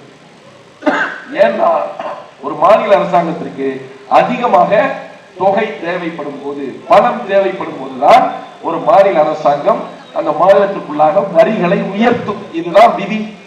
ஏன்னா அவனுக்கு வரி மூலமா தான் பணம் வரும். அவனுக்கு அதிகம் பணம் வரணும்னா அதிக வரி போடணும். அப்படி கடந்த 5 ஆண்டுகளில் இதுவரை இல்லாத அளவிற்கான வரிகளை திமுக அரசாங்கம் போட்டிருக்கிறது தமிழக மக்கள் மீது. எதற்காக போட்டிருக்கிறது? வரி தேவைப்படுகிறது. எதற்காக வரி தேவைப்படுகிறது? இந்த திமுக அரசாங்கம் ஒட்டுமொத்தமாக அதிமுகவோடு சேர்த்து வாங்கி வைத்த இந்த 10,63,000 கோடி ரூபாய்க்கு வட்டியாக மட்டும் சற்றேறக்குறைய 1 லட்சம் ரூபாயை தமிழ்நாடு அரசாங்கம், ஸ்டாலினுடைய அரசாங்கம் கட்டியிருக்கிறது. இப்போ 1 லட்சம் ரூபாய் வட்டி கட்டணும் அப்படின்னா அந்த காசு எங்கிருந்து வரும்? மக்கள்கிட்டேருந்து வரும். மக்கள்கிட்ட வரி அதிகப்படுத்தினா மட்டும்தான் வட்டி கட்டுறதுக்கு காசு எடுக்கணும். இப்போ கிட்டத்தட்ட 6,50,000 கோடி கடன் வாங்கியது இந்த ஸ்டாலினுடைய அரசாங்கம். இந்த கடனை இவர்கள் எதற்கு பயன்படுத்தினார்? கடன் ஒரு மாநில அரசாங்கமோ ஒரு நாடோ எதற்காக வாங்குகிறது? ஒரு தொழில் செய்யக்கூடியவர் கடன் வாங்குகிறார். எதற்கு வாங்குகிறார்? தன்னுடைய தொழிலை விரிவுபடுத்துவதற்காக, லாபத்தை அதிகப்படுத்துவதற்காக, தொழிலிலே முதலீடு செய்வதற்காக. அப்படி தொழிலே முதலீடு செய்தால், லாபத்தை அதிகப்படுத்தினால் அது அந்த கடைக்கு நல்லது, அந்த முதலாளியுடைய எதிர்காலத்துக்கு நல்லது. ஏனென்றால் வியாபாரம் பலமாக இருந்தால் எதிர்காலத்திலே லாபம் அதிகமாக வரும். அதற்காக கடன் வாங்கி தொழிலே முதலீடு செய்வார்கள். இதுதான் நல்ல கடன். அப்படி தமிழ்நாடு அரசாங்கம் கடன் வாங்குகிறது என்றால் அந்த கடனை அது எதிலே முதலீடு செய்ய வேண்டும் என்றால் இந்த நாட்டினுடைய உட்கட்டமைப்பிலே செய்ய வேண்டும், நீர்ப்பாசனத்திலே செய்ய வேண்டும், கல்வியிலே செய்ய வேண்டும். இப்படியெல்லாம் வாங்கிய கடனை தமிழ்நாடு அரசாங்கம் முதலீடு செய்திருக்கும் என்றால் அது எதிர்காலத்திலே நல்லது. அது நிறைய பலன்களை பெற்றுக் கொடுக்கக்கூடியது. முதலீடு செய்யக்கூடிய பணத்தை பல மடங்கு பெருக்கி கொடுக்கக்கூடியது. ஆனால் என்ன பிரச்சனை என்றால், என்ன சிக்கல் என்றால், தமிழ்நாடு அரசாங்கம் வாங்கிய கடனிலே பெரும் பகுதியை வீண் விரைய செலவுகளுக்கு, விளம்பரங்களுக்கு, இலவசங்களுக்கு, இந்த உரிமை தொகை, அந்த தொகை, இந்த தொகை என்ற பெயரிலே மக்களுக்கு இலவசமாக பணம் கொடுத்து அந்த கடனை சீரழிக்கிறார்கள். கோல்டன் ரூல் ஆஃப் எக்கனாமிக்ஸ் என்ன சொல்லுது அப்படின்னா, பொருளாதாரத்தினுடைய அடிப்படையான தங்க விதி என்ன சொல்லுதுன்னா, ஒருத்தவன்ட்ட கடன் வாங்கின அப்படின்னா கிட்டத்தட்ட அந்த கடன்ல 80% ரூபாயை நீங்க முதலீடா பயன்படுத்தணும், வெறும் 10% மட்டும்தான் செலவு பண்ணிக்கலாம் அப்படின்னு பொருளாதார விதிகள் சொல்லுது. ஆனா பிரச்சனை என்னன்னா, தமிழ்நாடு அரசாங்கம் ஒரு 40% தொகையை கூட வாங்கிய கடனிலே முதலீட்டுக்காக பயன்படுத்தவில்லை. கிட்டத்தட்ட 70% தொகையை வீண் விளம்பரங்களுக்காக, இலவசங்களுக்காக பயன்படுத்தி இருக்கிறார்கள். இப்ப என்ன சிக்கலாகும் அப்படின்னா, என்ன பெரிய பிரச்சனை ஆகும் அப்படின்னா, இந்த கடனை திருப்பி கட்டுறது யாரு? அதுதான் முக்கியமான கேள்வி. தமிழ்நாட்டிலே திட்டக்குழு இணை இயக்குநராக ஒருவர் இருந்தார். அவருடைய பேர் ஜெயரஞ்சன். அந்த ஜெயரஞ்சன் ஒரு பேட்டி கொடுத்தார். அந்த பேட்டியிலே ஒரு பெண் நிருபர் அந்த ஜெயரஞ்சனை பார்த்து கேட்டார், திமுகவிலே திட்டக்குழு இணை இயக்குனர், தமிழ்நாடு அரசினுடைய இணை இயக்குனர். அவர் சொன்னார், அந்த பெண் கேட்கிறாங்க, இவ்வளவு கடன் வாங்கியிருக்கீங்களே, இதனால எதுவும் பிரச்சனை வராதா, மக்கள் பாதிக்கப்பட மாட்டாங்களான்னு கேட்கிற போது, இந்த கடனுக்கும் மக்களுக்கும் என்ன சம்பந்தம், இந்த கடனுக்கும் மக்களுக்கும் என்ன பிரச்சனை, அவங்களுக்கு இதுக்கு சம்பந்தம் இல்லை அப்படின்னு பண்ணையார் தோரணையோடு பேசியவர் அந்த ஜெயரஞ்சன். அவருக்கு அறிவு அவ்வளவுதான். எப்படி அரசு வாங்குகிற கடனுக்கும் மக்களுக்கும் சம்பந்தம் இல்லாமல் போகும்? அரசு வாங்கிய கடனை கட்டுவது யார்? மக்கள் தானே. மக்களிடம் வரியை அதிகப்படுத்தினாலே அரசு கடனை திருப்பி கட்டுகிறது, அதுவும் வட்டி கட்டுகிறது. வட்டி அங்கிருந்து தானே கட்டுகிறது. அப்போ கடன் நேரடியாக மக்களைத்தானே பாதிக்கிறது. அப்போ அரசு வாங்கக்கூடிய கடன் குறித்து கேள்வியே ஒருத்தர் கேட்கக்கூடாது அப்படின்னா அது எந்த மாதிரியான சர்வாதிகார போக்கு, அது எந்த மாதிரியான கட்சி, எந்த மாதிரியான அரசுங்கிறத நீங்க தெரிஞ்சு பார்க்கணும். இந்தியாவில் இருக்கக்கூடிய மிகப்பெரிய சிக்கல் என்ன அப்படின்னா, இந்தியாவில் பொருளாதார பகிர்மானம் குறித்து, வாங்கக்கூடிய கடன்கள் குறித்து, மத்திய மாநில அரசுக்கான உறவு குறித்து எந்தவித விளக்கமும் தெளிவும் கிடையாது. இங்க என்ன பெரிய பிரச்சனைனா, ஒன்றிய அரசிடமிருந்து மாநில அரசுக்கு எவ்வளவு பணம் வருது, மாநில அரசிடமிருந்து ஒன்றிய அரசுக்கு எவ்வளவு பணம் போகுது அப்படிங்கறத பத்தி இந்தியாவில் யாரும் ரிசர்ச் பண்ண முடியாது, பிஹெச்டி பண்ண முடியாது, டாக்டரேட் பண்ண முடியாது. எந்த டாபிக்ஸ் பத்தி வேணாலும் நீங்க டாக்டரேட் பண்ணலாம், நீங்க அதை ஆய்வு செய்யலாம், தீசிஸ் சப்மிட் பண்ணலாம். ஆனா இந்த பொருளாதார நிதி பகிர்வு பற்றி, ஒன்றிய அரசுக்கும் மாநில அரசுக்கும் இருக்கக்கூடிய பகிர்வு பற்றி நீங்கள் ப்ராஜெக்டே பண்ண முடியாது, டாக்டரேட்டே அதை வாங்க முடியாது. அப்படி ஒரு பேப்பரை நீங்க ரெடி பண்ணாலும் அந்த பேப்பர் தீசிஸோட நின்றும் வெளியில வராது. இது மட்டும் படித்தவர்களுக்கு தெரிந்த விடயம். ஆக அந்த மாதிரியான ஒரு ஒரு இருட்டடிப்பு தான் இந்த நாட்டுக்குள்ள பொருளாதாரம் குறித்து இருக்கு. இந்த மாதிரி சூழல்ல மேற்கொண்டு கடனை வாங்கி கிட்டத்தட்ட எந்த அளவுக்கு கடன் வாங்க முடியுமோ அதுல 80% 90% நெருக்கி கடன் வாங்கிவிட்டது தமிழ்நாடு அரசாங்கம். இப்ப மறுபடியும் எடப்பாடி பழனிசாமி அரசாங்கம் வரும்னாலோ இல்ல திமுக அரசாங்கம் வரும்னாலோ என்ன சிக்கலாகும் அப்படின்னா, மேற்கொண்டு இந்த கடனுக்கு வட்டி கட்டுவதற்காக இன்னும் கடன் வாங்க வேண்டியிருக்கும். அப்படி கடன் வாங்கும் போது வட்டி அதிகமாகும். ஏன்னா 80% வரைக்கும் ஒரு வட்டியில கொடுப்பான், கடைசி இருக்கிற 20% வேற ஒரு வட்டியில கொடுப்பான், வட்டி அதிகமாகும். அப்ப அதிக வட்டிக்கு கடன் வாங்கி அந்த வாங்கின கடனுக்கு வட்டி கட்டுற மாதிரி இருக்கும். இது இந்த நாட்டை ஒரு மிகப்பெரிய பொருளாதார சீரியத்துக்குள்ள கொண்டு போயிடும். நீங்க சத்தியமா நம்புங்க, இந்த திமுக அதிமுக ஆட்சி பண்ணா அடுத்த 10 வருஷத்துல இந்த நாட்டு மக்கள் எல்லாரோட கையிலையும் பொருளாதாரத்துல அடி வாங்கி மிதிபட்டு எல்லா கையிலையும் திருவோடு இருக்கும். அதை வச்சு நம்ம பிச்சைதான் இருக்கு. அதுதான் நடக்க போகுது இந்த நாட்டுல, அதுதான் நடக்க போகுது. நீங்க பாருங்க, இந்த நாட்டுல நிறைய பேர் போராடுறாங்க, சென்னையில போராடுறாங்க. யார் போராடுறா? அரசு ஊழியர்கள் போராடுறாங்க, செவிலியர்கள் போராடுறாங்க, மருத்துவர்கள் போராடுறாங்க, துப்புரவு பணியாளர்கள் போராடுறாங்க, விஏஓக்கள் போராடுறாங்க, உதவி பேராசிரியர்கள் போராடுறாங்க. இவங்க எல்லாம் ஏன் போராடுறாங்க? சென்னையில எதுக்காக போராடுறாங்க? பல நாட்கள் பல மாதங்கள் போராட்டம் தொடர்ச்சியாக சென்னையிலே நடந்தது. எதற்காக நடந்தது? அவங்களுடைய கோரிக்கை என்ன? எல்லாருடைய கோரிக்கையும் பணி நிரந்தரம் செய்யுங்கள், தனியார் மயப்படுத்தாதீர்கள், ஊக்கத்தொகை கொடுங்கள் அப்படிங்கிறதா எல்லாருடைய கோரிக்கையும். அவன்லாம் யாரு? கிட்டத்தட்ட 10-20 வருஷமா இந்த அரசாங்கத்துக்காக உழைச்சவன், என்னைக்காவது பர்மனன்ட் பண்ணுவான்னு உழைச்சவன், என்னைக்காவது முறையான சம்பளம் தருவான்னு உழைச்சவன். கொரோனா காலகட்டத்தில் தங்களுடைய உயிரை துச்சமென நினைத்து தங்களுடைய உயிரை இழந்தாலும் பரவாயில்லை, மக்களுக்கு சேவை செய்ய வேண்டும் என்று களத்திலே நின்று சேவை செய்தவர்கள் தான் செவிலியர்கள், நர்சஸ். கொரோனா காலகட்டத்திலே உயிர் போனாலும் பரவாயில்லை என்று களத்திலே நின்று மக்களுக்காக வேலை செய்தவர்கள் பல மருத்துவர்கள். அந்த மருத்துவர்களும் அந்த செவிலியர்களும் தான் பணி நிரந்தரம் கேட்டு ஊக்கத்தொகை கேட்டு போராடினார்கள். துப்புரவு பணியாளர்கள், தூய்மை பணியாளர்கள் இருக்கிறார்களே, அவர்கள் ஒரு நாள் தெருவிலே இறங்கி தெருவை கூட்டவில்லை என்றால் இந்த நாடு நாட்டம் எடுத்து போகும். நாட்டிலே அவ்வளவு முக்கியமான வேலையை செய்யக்கூடியவர்கள் அவர்கள் பணி பிரைவேடைசேஷன் பண்ணாதீங்க, தனியார் மயமாக்காதீங்க, சம்பளம் கொடுங்க அப்படின்னு போராடினாங்க. விஓக்கள், நம்ம ஊர் விஓல இருந்து எல்லா விஓவும் சென்னைக்கு கிளம்பி போய் போராட்டத்தில் பங்கெடுத்துக்கிட்டாங்க. எதுக்காக விஓக்கள் போராடினாங்க? சம்பள உயர்வுக்காக போராடினாங்க. டாஸ்மாக் ஊழியர்கள் 22 வருஷமா டாஸ்மாக்ல வேலை பார்க்கிறான், இருந்தாலும் நிரந்தர சம்பளம் இல்ல, அரசு ஊழியர் இல்ல. டாஸ்மாக்ல வேலை பார்க்கறதுனால பொண்ணு கொடுக்க மாட்டாங்கிறான், டாஸ்மாக்ல வேலை பார்க்கறதுனால ஒரு பேங்க்ல ஒரு பைக்கு கூட லோன் எடுக்க முடியல, வீடு கட்டுறதுக்கு லோன் எடுக்க முடியல. 1008 சிக்கல் இருக்கு. 22 வருஷமா இந்த டாஸ்மாக்ல நான் வேலை பார்க்கிறேன், ஆனாலும் நிரந்தரம் இல்ல, என்னை நிரந்தரப்படுத்து, எனக்கு நிலையான சம்பளம் கொடு அப்படின்னு டாஸ்மாக்ல வேலை பார்க்கிறவங்க முதற்கொண்டு போராடுறான். இவங்க எல்லாத்துக்கும் அரசாங்கம் முடியாதுன்னு சொல்லுது. ஏன் ஒரு அரசாங்கம் இவங்களுக்கு எல்லாம் பணி நிரந்தரம் செய்ய முடியாது, ஊதிய உயர்வு கொடுக்க முடியாதுன்னு சொல்லுது அப்படின்னா, தமிழ்நாடு அரசாங்கமே சொல்லுது, அவர்களுக்கு நிரந்தரமாக ஊதியம் கொடுப்பதற்கு எங்க கிட்ட பணம் இல்ல. தமிழ்நாடு அரசாங்கம் சொல்லுது பணம் இல்ல.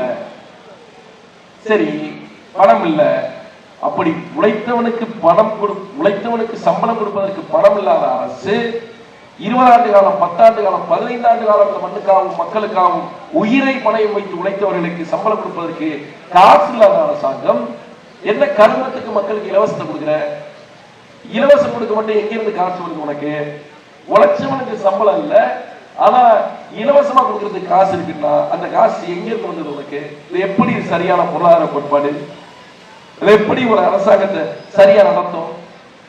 இது என்ன மாதிரி சீரழித்து வைத்திருக்கிறார்? என்ன பிரச்சனை ஆகி போச்சுன்னா, நம்ம பகுதியில கிராமங்கள்ல இளைஞர்கள் இருப்பாங்க, பெண்கள் இருப்பாங்க, இளம் பெண்கள், படிக்காதவர்கள் இருப்பாங்க, நிறைய பேர் 8வது 10வது படிச்சுட்டு இருப்பாங்க. அதுல நிறைய பசங்க பள்ளிக்கூடத்துக்கே போயிருக்க மாட்டாங்க.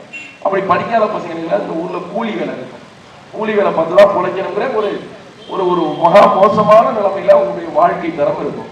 ஒரு நாள் வேலை கிடைக்க வந்தாலும் கடன் கட்ட முடியாது, வீட்டுல சமையல் ஆகாது. அங்க என்னன்னா தினமும் வேலை பார்க்கணுங்கிற ஒரு நிலைமையில இருப்பாங்க. இங்க இருக்கக்கூடிய மக்களுக்கு, நம்முடைய இளைஞர்களுக்கு, பெண்களுக்கு தினசரி வேலையும் கிடைக்காது. ஆத்துல தண்ணி வந்தா விவசாயம், இல்லைன்னா பெயிண்ட் அடிக்கிறதா, சித்தாள் வேலையா, கொத்தனார் வேலையா, அதுவா இதுவா ஏதோ வேலை பார்த்து குறைச்சிப்பாங்க. அவங்க எல்லாம் என்ன பண்ணாங்கன்னா, சாரையா இங்கிருந்து கிளம்பி போவாங்க. எங்க போவாங்கன்னா கோயம்புத்தூர் போவாங்க, திருப்பூர் போவாங்க, கரூர் போவாங்க, ஈரோடு போவாங்க. ஏன் போறீங்கன்னு கேட்டா, அங்க இருக்கிற பனியன் கம்பெனில வேலை பார்த்து சம்பாதிச்சுக்கலாம் அப்படிங்கிறதுக்காக. தஞ்சாவூர்ல பாதி பேர் அங்கெல்லாம் கிடக்குறான், திருப்பூர்ல கிடக்குறான், ஈரோட்ல கிடக்குறான், கரூர்ல கிடக்குறான். எல்லாருக்கும் தெரியும், எல்லா ஊர்ல இருந்து கிளம்பி போவாங்க.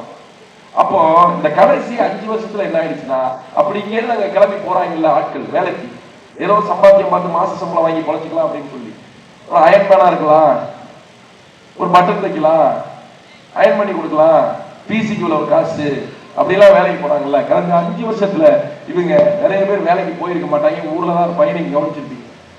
ஏன் நீங்க பெரும்பாலும் கடந்த 5 வருஷத்துல ஈரோட்டுக்கு, கோயம்புத்தூருக்கு, திருப்பூருக்கு கிளம்பி வேலைக்கு போகல அப்படின்னா அதுக்கு ஒரு காரணம் இருக்கு. என்னன்னா, இந்த அரசாங்கம் இருக்கு, திமுக அரசாங்கம், இது சொத்து வரியை ஏற்றிருச்சு, மின்சார கட்டணத்தை ஏற்றிருச்சு. என்ன பிரச்சனைனா, சொத்து வரியை ஏற்றின உடனே அந்த கம்பெனி இயங்குது, வாடகை கம்பெனியா இருந்தா வாடகை அதிகமாயிருச்சு, சொந்த கட்டணமா இருந்தா சொத்து வரி அதிகமாயிருச்சு, மின்சார கட்டணம் 4 மடங்கு அதிகமாயிருச்சு, 4 மடங்கு. அதுவும் பீக் ஹவர்ஸ்ல முக்கியமான நேரங்கள்ல மின்சார கட்டணம் அதிகம். அப்ப என்னன்னா, மின்சார கட்டணத்துக்கையும் இந்த வாடகையும் கொடுத்து அந்த தொழிலை லாபகரமா நடத்த முடியல. அதனால பல பேரு கம்பெனியை இழுத்து மூடிட்டு போயிட்டான். மீதி இருக்கவன் புதுசா வேலைக்கு ஆள் எடுக்காம, கம்பெனியை எக்ஸ்டெண்ட் பண்ணாம, விரிவுபடுத்தாம, புதிய ஆட்கள் வேலைக்கும் எடுக்காம ஏதோ இழுத்துக்கோ முடிச்சுக்கோன்னு ஓட்டிட்டு இருக்காங்க. இதனால இங்க இருந்து போற அத்தனை பேருக்கும் வேலை இல்லாம போச்சு. சரி, அரசாங்கம் எதுக்காக அவனுக்கு சொத்து வரி அதிகப்படுத்துச்சு, எதுக்காக மின்சார கட்டணத்தை அரசாங்கம் அதிகப்படுத்துச்சு, எதுக்காக குப்பை வரி அதிகப்படுத்துச்சு அப்படின்னா, இங்க இருந்தா பாருங்க, இங்க கிராமங்கள்ல இருக்கிற பெண்கள், ஆண்கள் இருக்காங்க பாருங்க, இவங்களுக்கு மாசம் மாசம் உரிமை தொகை கொடுக்கறதுக்காக எவ்வளவு 1000 ரூபாய் இந்த இலவச பேருந்து பயணத்துக்காக. இது எப்படி இருக்கு யோசிச்சு பாருங்க, எவ்வளவு பெரிய முட்டாள்தனம் யோசிச்சு பாருங்க. காலம் முழுக்க ஒருத்தவனுக்கு வேலை இருக்கு, மாசம் 20,000 30,000 சம்பளம் இருக்கு, அந்த நிறுவனம் நல்லா இயங்கிக்கிட்டு இருந்தா அவன் சம்பாதிப்பான், 30,000 40,000 சம்பாதிப்பான். வேலைக்கு ஏற்றபடி அவன் தன்னோட குடும்பத்தை காப்பாற்றுவான், தன்னோட பொருளாதாரத்தை பார்த்துக்குவான். இப்ப என்ன நடந்துச்சு, நீ இவனுக்கு இலவசம் கொடுக்கறதுனால அவனுக்கு வரி அதிகப்படுத்திட்ட, அவன் கம்பெனி இழுத்து விட்டான், ஆள் எடுக்காம விட்டான், அதனால இவனுக்கு வேலை எல்லாம் போச்சு. இப்ப இவன் என்ன பண்றான், மாசம் மாசம் 1000 ரூபாய் காசு வாங்கிட்டு வீட்டுல உட்காந்துறான். 20,000 ரூபாய் சம்பாதிச்சவன வெறும் 1000 ரூபாய் இலவசத்துக்கு கையேந்த வச்சதுதான் இந்த திராவிட முன்னேற்ற கழகம், அண்ணா திராவிட முன்னேற்ற கழகத்துடைய சாதனை. இதை நீங்க எப்படி பாக்குறீங்க? மக்கள் ஒரு தெளிவுக்கு வரணும். இதெல்லாம் சுத்தி சுத்தி நடக்குது, கண்ணு முன்ன நடக்குது. இதெல்லாம் பார்த்து தானே கிடக்க போறீங்க, சகிச்சு தானே கிடக்க போறீங்க, இதெல்லாம் தெரியுது தானே உங்களுக்கு. ஆனால் இதெல்லாம் தெரியும் போது மீண்டும் மீண்டும் இதே கேடுகளை செய்கிற இந்த திமுகவுக்கு, இந்த அதிமுகவுக்கு மறுபடியும் ஓட்ட போடுறது எந்த விதத்துல நியாயம்? எந்த விதத்துல நியாயம்? வானத்திலிருந்து எந்த தேவதூதனும் வந்து உங்களை காப்பாற்ற போறதில்ல, எந்த கடவுளும் பூமிக்கு இறங்கி வந்து உங்களை காப்பாற்ற போறதில்ல. நீங்க கும்பிடுறீங்க, சாமி கும்பிடுறீங்க, அருவாடி வச்சு கும்பிடுறீங்க, பூஜை பண்ணி கும்பிடுறீங்க, ஆடு விட்டு வெட்டி கும்பிடுறீங்க, அத்தனை கும்பிடுறீங்க, அந்த கடவுள் எல்லாம் உங்களை காப்பாற்று. ஒரு ஜனநாயக நாட்டுக்குள்ள, மக்களாட்சி நாட்டுக்குள்ள யார் மக்களை காப்பாற்றுவா? யார் மக்களுடைய வாழ்க்கை தரத்தை உயர்த்துவா? அவர்களை எந்த அரசு ஆளுகிறதோ அந்த அரசு உயர்த்தும். எந்த அரசியல்வாதி ஆளுகிறானோ அந்த அரசியல்வாதி உயர்த்துவான்.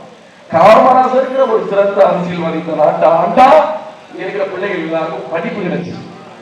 காமராஜர் ஒரு சிறந்த அரசியல்வாதி இந்த நாட்டை ஆண்டா இங்கே பல அணைக்கட்டுகள் கட்டப்பட்டு விவசாயம் செழிப்பானது, நாடு நகரமும் வளர்ந்தது. காமராஜர் என்ற ஒரு சிறந்த அரசியல்வாதி ஆண்டால் நாட்டிலே பல இடங்களில் தொழிற்சாலைகள் உருவானது, பல்லாயிரக்கணக்கான மக்களுக்கு வேலை கிடைத்தது. நீங்கள் சிந்தித்து பார்க்க வேண்டும்.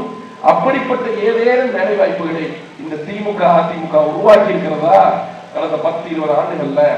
ஆனா இவன் சொல்றதெல்லாம் போய் அந்நிய முதலீட்டை நாங்க ஈர்த்திருக்கிறோம், தமிழ்நாட்டினுடைய வருவாய் அதிகமாயிருக்கு, தமிழ்நாடு இதுவரைக்கும் காணாத பொருளாதார வளர்ச்சி அடைஞ்சிருக்கு, மாநிலம் வளர்ந்துகிட்டே இருக்கு, இந்தியாவுல மற்ற மாநிலங்களோட ஒப்பிடும்போது தமிழ்நாடு ரொம்ப அதிகமா வளர்ந்துருக்கு.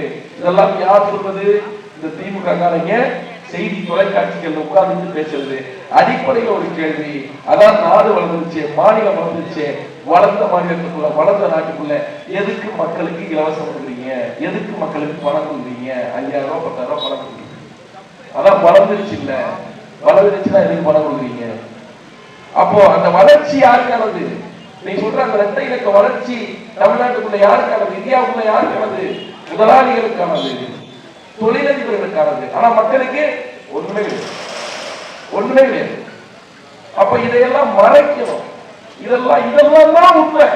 இந்த உண்மையெல்லாம் மக்களுக்கு தெரியக்கூடாது. நான் ஏன் சீரழிஞ்சு போறேன்னு மக்களுக்கு தெரியவே கூடாது.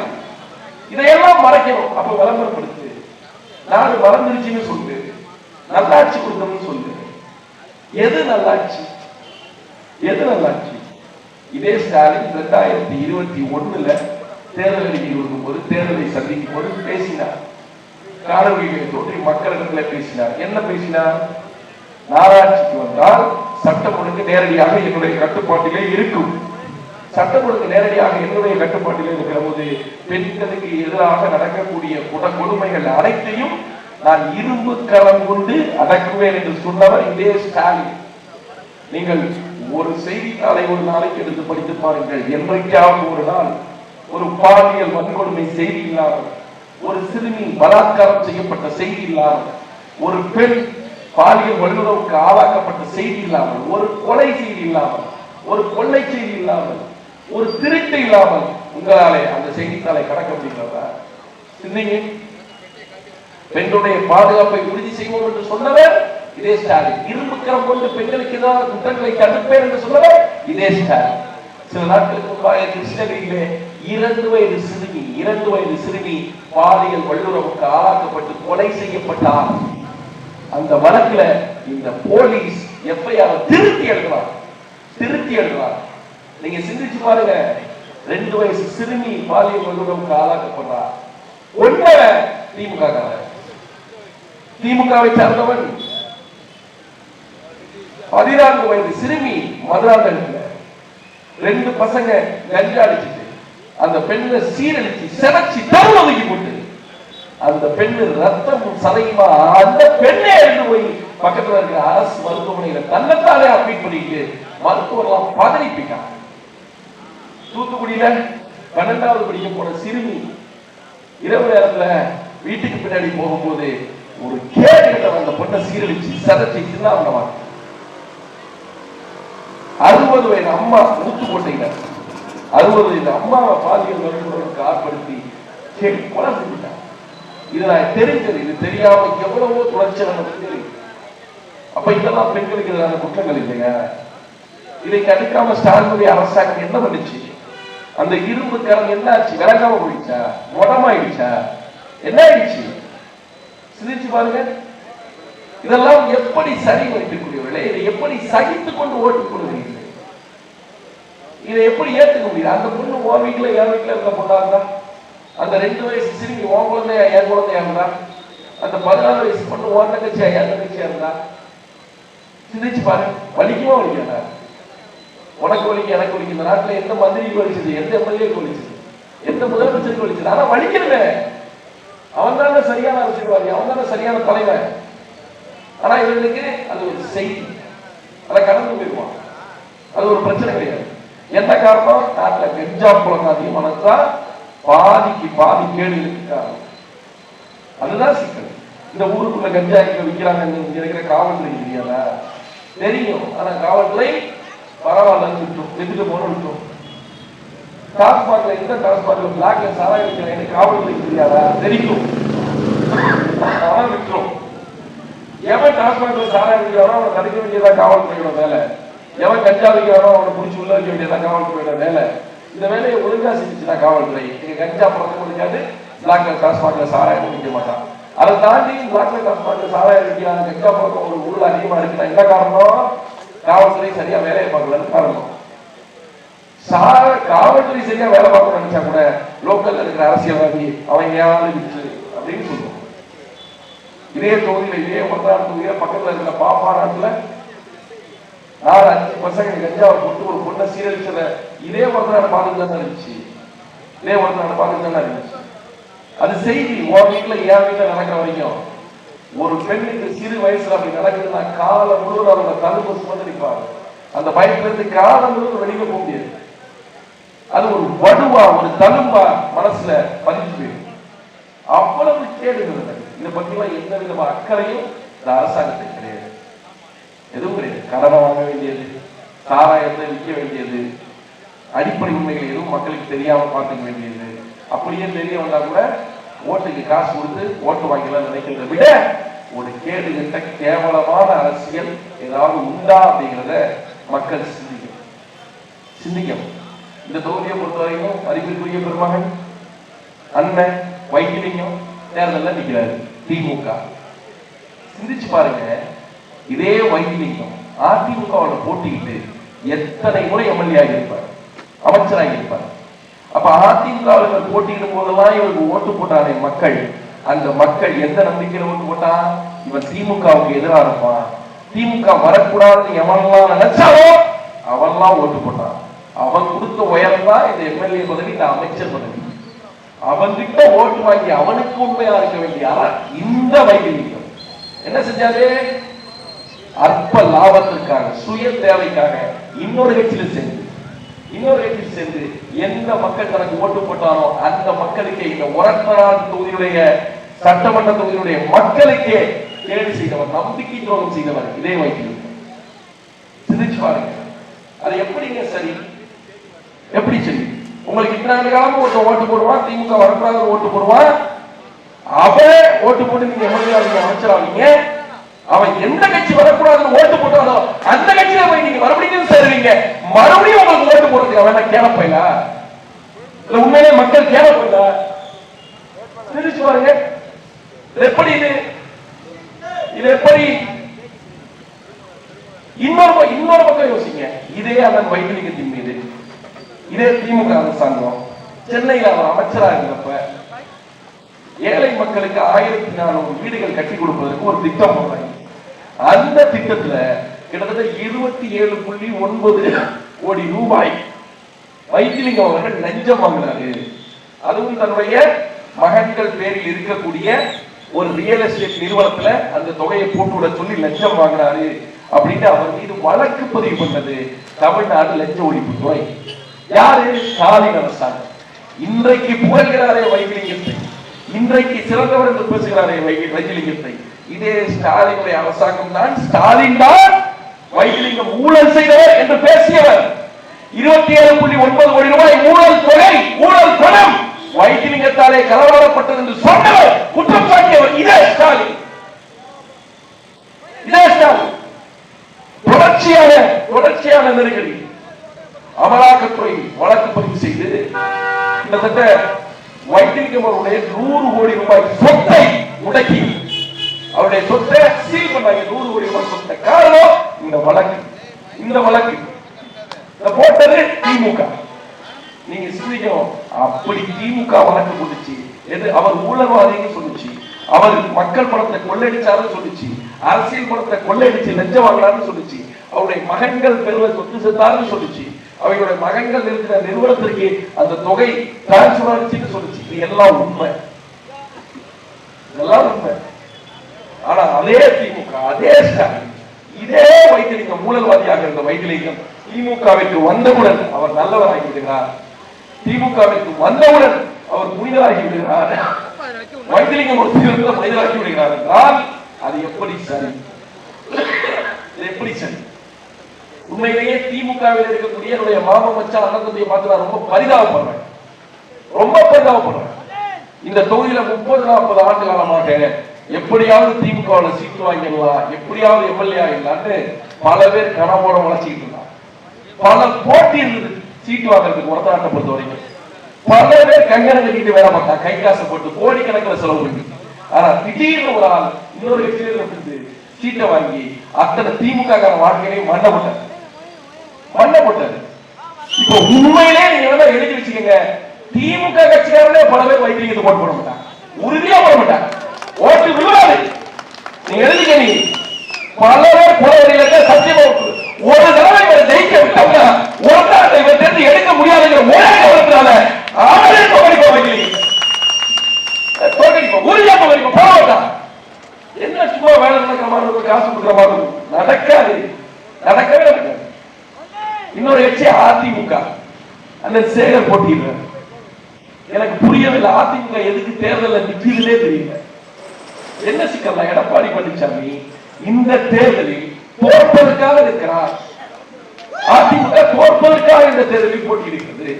ஏன்னா தோற்றாலும் அதிமுக ஒரு கட்சி இருக்கும். உறுதியா நான் சொல்றது பொய் இல்ல, சத்தியம். அதிமுக தோற்றா தமிழ்நாட்டில் அதிமுக இருக்கும். அதிமுக ஜெயிச்சா அதிமுக பிஜேபி இருக்கும். அதிமுக இருக்கிற இடத்துல பிஜேபி இருக்கும். ஆக தனது கட்சியை காப்பாற்றிக் கொள்வதற்காக எப்படியாவது பார்க்க வேண்டும் என்று அதிமுக போராடுகிறது. தயவு செய்து மக்கள் என்னதான் இருந்தாலும் புரட்சித் தலைவர் எம்ஜிஆர் உருவாக்கிய கட்சி, அந்த கட்சி வாழ வேண்டும் என்பதற்காக, தமிழ்நாட்டில் இருக்க வேண்டும் என்பதற்காக தயவு செய்து அதிமுகவை தோற்கடித்துள்ளது. பிஜேபி இந்தியாவில் எத்தனையோ மாநிலங்கள் இருக்கு. நிதிஷ்குமாருக்கு பீகாரில் என்ன நடந்துச்சு, கர்நாடகாவில் என்ன நடந்துச்சு, மகாராஷ்டிராவில் சிவசேனாவுக்கு என்ன நடந்துச்சு, தின்னுட்டான் பிஜேபி. தின்றுவான், விட்டு வைக்க மாட்டான். எந்த மாநில கட்சி எவன் வீக்கா இருக்கான், எவன் விழுவாத பார்த்துட்டே இருப்பான். அவன் விழுந்தான்னா அந்த இடத்தை பிடிச்சி அந்த மாநிலத்துடைய ஆட்சி அதிகாரத்தை பிடிக்கிறது தான் பிஜேபியோட வேலையை. நிதிஷ்குமார் இந்த மாதிரி அந்த பீகார கூட்டணி வச்சு கீழே இருந்த இவன் மேல வந்தான், மேல இருந்தவன் கீழே வந்து கடைசியா கிளம்பிட்டான். அந்த அளவுக்கு ஆகி போச்சு. இப்ப என்னன்னா நீங்க யோசிச்சு பாருங்க, கடந்த தேர்தலில் இந்த பிஜேபியோட அதிமுக கூட்டணி இருக்குது, வச்சு தோற்ற உடனே அதிமுகவோட அமைச்சராக இருந்த ஜெயக்குமார் தெரியுங்களா உங்களுக்கு, ராயபுரத்தினுடைய எம்எல்ஏ ஜெயக்குமார் அதிமுக அமைச்சர், அவர் பேட்டி கொடுத்தாரு. என்ன பேட்டி கொடுத்தாரு? பிஜேபியோட கூட்டணி வச்சதுனால நாங்க தோற்றோம், சிறுபான்மையினர் வாக்கு எங்களுக்கு இல்லாமல் போனது, என் தொகுதியில நான் 25 வருஷம் முடிசூடா மன்னனா இருந்தேன், நான் தோக்கிறதுக்கு காரணமே பிஜேபி தான், அது வீண் சுமை என்று சொன்னது இதே ஜெயக்குமார். அதனால பின்னாடி நீங்கள் நாடாளுமன்ற தேர்தலில் பிஜேபியோட கூட்டணி வைக்கல. இப்ப பதில் சொல்லு தமிழ்நாட்டு மக்களுக்கு, இந்த 5 வருஷத்துல உன்னோட ரசவாதம் என்ன நடந்துச்சுன்னு மறுபடியும் பிஜேபி கூட கூட்டணி வைக்கிறேன். என்ன நடந்துச்சு? பிஜேபியுடைய எந்த கொள்கை அதிமுகவிற்கு பிடித்து போனது? பிஜேபியுடைய எந்த கொள்கை தமிழ்நாட்டுக்கு நல்லது சொல்லி கொள்கைக்காகத்தான் கூட்டணி வச்சு அப்படின்னா, பிஜேபியுடைய எந்த கொள்கை தமிழ்நாட்டுக்கு நல்லது இல்ல. கூட்டணிக்காக கொள்கைக்காக நான் கூட்டணி வைக்கல, மாறா சீட்டுக்காகத்தான் கூட்டணி வச்சேன். சீட்டு நிறைய பெற்றா திமுகவை வீழ்த்தலாம், அதுக்காக தான் பிஜேபியோட கூட்டணி வச்சேன்னா, தமிழ்நாட்டுக்கு வெளியில அனாதமாடி இருக்கிற பிஜேபியை உள்ள தூக்கிட்டு வந்து அவனுக்கு சீட்டை பிரிச்சு கொடுத்து அவனை ஜெயிக்க வச்சு அவன் ஜெயிச்சு நீங்க 2 பேரும் ஒன்னா சேர்ந்துதான் திமுகவை வீழ்த்த முடியும் அப்படின்னா, அந்த அளவுக்கு நீ மட்டமா போயிட்டியா, மழுமட்டையா போயிட்டியா, வீக் ஆயிட்டியா தமிழ்நாட்டுல ஒத்துக்க. நீ இல்ல, இடமும் இல்ல, கொள்கையும் இல்ல, திமுக வீழ்த்துறதா ஒரே நோக்கம், அதுக்காக நேர் எதிர் கொள்கை கொண்டவரோடு கூட நான் கூட்டணி வைப்பேன் அப்படின்னா, நாளைக்கு நாம் தமிழர் ஆட்சி அதிகாரத்துக்கு போற உயரத்துக்கு வந்துருச்சுன்னா, நாம் தமிழரை வீழ்த்துவதற்கு இதே அதிமுக திமுகவோட கூட்டணி வைக்குமா? அதை சொல்லு. ஆக வந்து நீ எதுக்காக பிஜேபியோட கூட்டணி வச்சது விளக்கு. அந்த கூட்டணி யார் தேர்ந்தெடுத்தது? எடப்பாடி பழனிசாமி தேர்ந்தெடுத்ததா? கிடையாது. அந்த கூட்டணி அமித்ஷா தேர்ந்தெடுத்தது. அவருக்கு இங்க ஒரு கை தேவைப்படுது தமிழ்நாட்டில் தன்னுடைய கேந்திரத்தை நிறுவுவதற்கு. சிந்திச்சு பாருங்க, ஒருவேளை அதிமுக ஜெயிச்சா ஒருவேளை அதிமுக ஜெயிச்சா எடப்பாடி பழனிசாமி முதலமைச்சர் பாருங்க நினைக்கிறீங்களா? இல்ல அதிமுக ஆட்சி தான் தமிழ்நாட்டில் நல்லா நடக்கும் நினைக்கிறீங்களா? ஹெச் ராஜா தமிழ்நாட்டோட முதலமைச்சர் ஆயிடுவார். எடப்பாடி பழனிசாமி இடத்துல ஹெச் ராஜா வந்துவார். மிக எளிமையாக தமிழ்நாடு பிஜேபியுடைய வசம், அந்த இந்துத்துவ கும்பலுடைய வசம் இந்தியா முழுவதும் கேடுகளை செய்கிறது. மாட்டுக்கறி தின்பவர்கள் பாகிஸ்தானுக்கு போங்கள் என்று பச்சையாக பேசுகிறது பிஜேபி. அமீர் கான், சல்மான் கான், ஷாருக் கான் படங்களை பார்ப்பவர்கள் பாகிஸ்தானுக்கு ஓடி போங்கள் என்று பேசுகிறது பிஜேபி. சிறுமிகளை கோயிலுக்குள்ளே வைத்து கற்பழிக்கிறது அந்த பிஜேபி.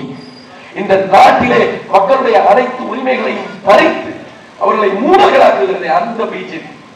பல்வேறு மொழிவழி கலாச்சாரங்களும் தேசிய இனங்களும் ஒன்றாக சேர்ந்து வாழ்கிற இந்த இந்தியாவில் எல்லா இனங்களுடைய வழிபாட்டையும் பண்பாட்டையும் கலாச்சாரத்தையும் மொழியையும் அழித்துவிட்டு ஒற்றை தன்மைக்குள்ளாக இந்த நாட்டை கொண்டு வர வேண்டும் என்று நினைக்கிறது அந்த பிஜேபி. இந்தியை திணிக்க வேண்டும் என்று நினைக்கிறது. இந்து மதத்தை இந்தியா முழுவதும் பரப்பி இந்த சிறுபான்மையினரை, ஏழைகளை, பட்டியல் சாதியினரை அழித்து ஒழிக்க வேண்டும் என்று நினைக்கிறது. மனு தர்மத்தை இந்தியா முழுவதும் கொண்டு வந்து ஆட்சி செய்ய வேண்டும் என்று நினைக்கிறது. அந்த கேடுகட்ட கேவலங்கட்ட பிஜேபியுடைய ஆட்சி தமிழ்நாட்டில் நடக்கும். அதற்கு காரணம் அதிமுக.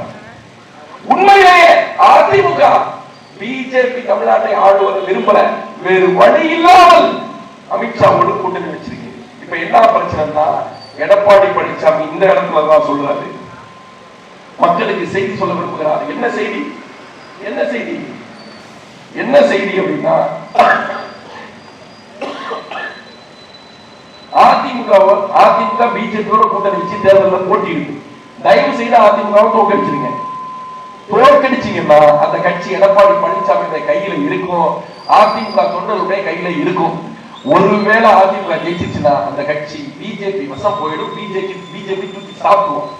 நீங்க வேணா பாருங்க, இந்த தேர்தலுக்கு பிறகாக அதிமுக 2 இலையில 1 இலை கூட இருக்காது. 2 இலை பிச்சு எரிய போறாங்க. 2 இலை மொட்டை இலையா ஆகும். இதுதான் அதிமுக கடைசி தேர்தல் ஜெயிச்சா.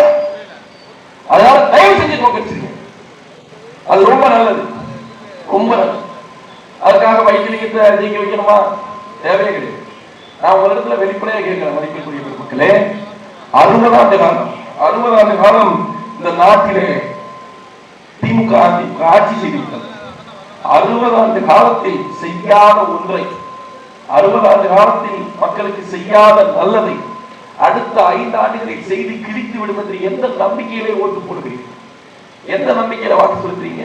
இந்த தஞ்சாவூர் ஒட்டுமொத்த தஞ்சை தரணி ஆடலும் கதையும் மலையில் சிறந்த அத்தனையும் மானமும் காதலும் எண்ணெய் பிழக்கும் வீரமும் நஞ்சையும் புஞ்சையும் கொஞ்சி விளையாடக்கூடிய இந்த தஞ்சை தரணியை நாசமாக்குவதற்கு மீத்தேன் எரிகாற்று எடுப்பு திட்டத்திலே கையெழுத்து போட்ட அயோக்கியர்கள் இதே திமுக, இதே ஸ்டாலின். மறுத்து பேசு மதிப்பிற்குரியவர்களை, இந்த நிலத்தை, இந்த தேர்தலில் யாருக்கு போட்டி? இந்த நிலத்தை காம்புடுக்கணும்னு நினைச்ச திமுகவுக்கும் இந்த நிலத்தை காப்பாற்ற போராடுற நாம் தமிழருக்கும் போட்டி.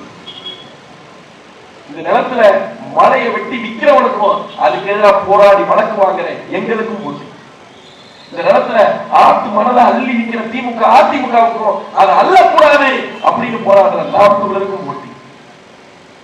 இந்த நாட்டுல சாதிய வன்கொடுமைகளை தலைவிரித்து ஆடவிடுகிற இந்த திமுக அதிமுகவுக்கும் அப்படி ஒண்ணு நடக்க கூடாதுன்னு நினைக்கிற நாம் தமிழருக்கும் போட்டி. மதிப்பிற்குரிய பெருமக்களே, ஒரு நாட்டிலே 5 ஆண்டுகளுக்கு ஒரு முறை ஏன் தேர்தல் நடக்கிறது?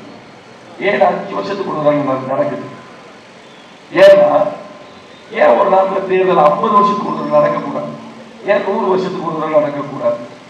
பல்லாயிரம் கோடிக்கணக்கான ரூபாய்களை செலவு செய்து இந்திய தேர்தல் ஆணையம் 5 ஆண்டுகளுக்கு ஒரு முறை ஏன் தேர்தலை நடத்துகிறது? ஏன் நடத்துது?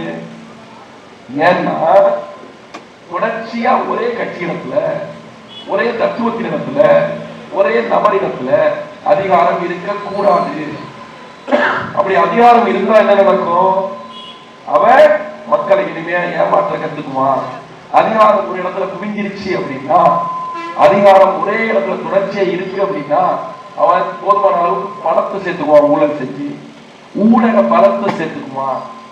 ஒரு சோசியல் ஸ்டேட்டஸ் அவனுக்கு வந்துடும். அவன் அசைக்க முடியாத மிக மோசமான ஒரு அரசியல் ஆற்றல் ஆயிடுவான். மக்களால் அவனை எதிர்க்க முடியாது. சர்வாதிகார ஆட்சி நிலத்துக்குள்ள வந்துடும். மக்கள் தங்கள் மீது நிகழக்கூடிய கேடுகளுக்கு எதிராக வாய் திறக்க முடியாத ஊமைகளாக போய்விடுவார்கள்.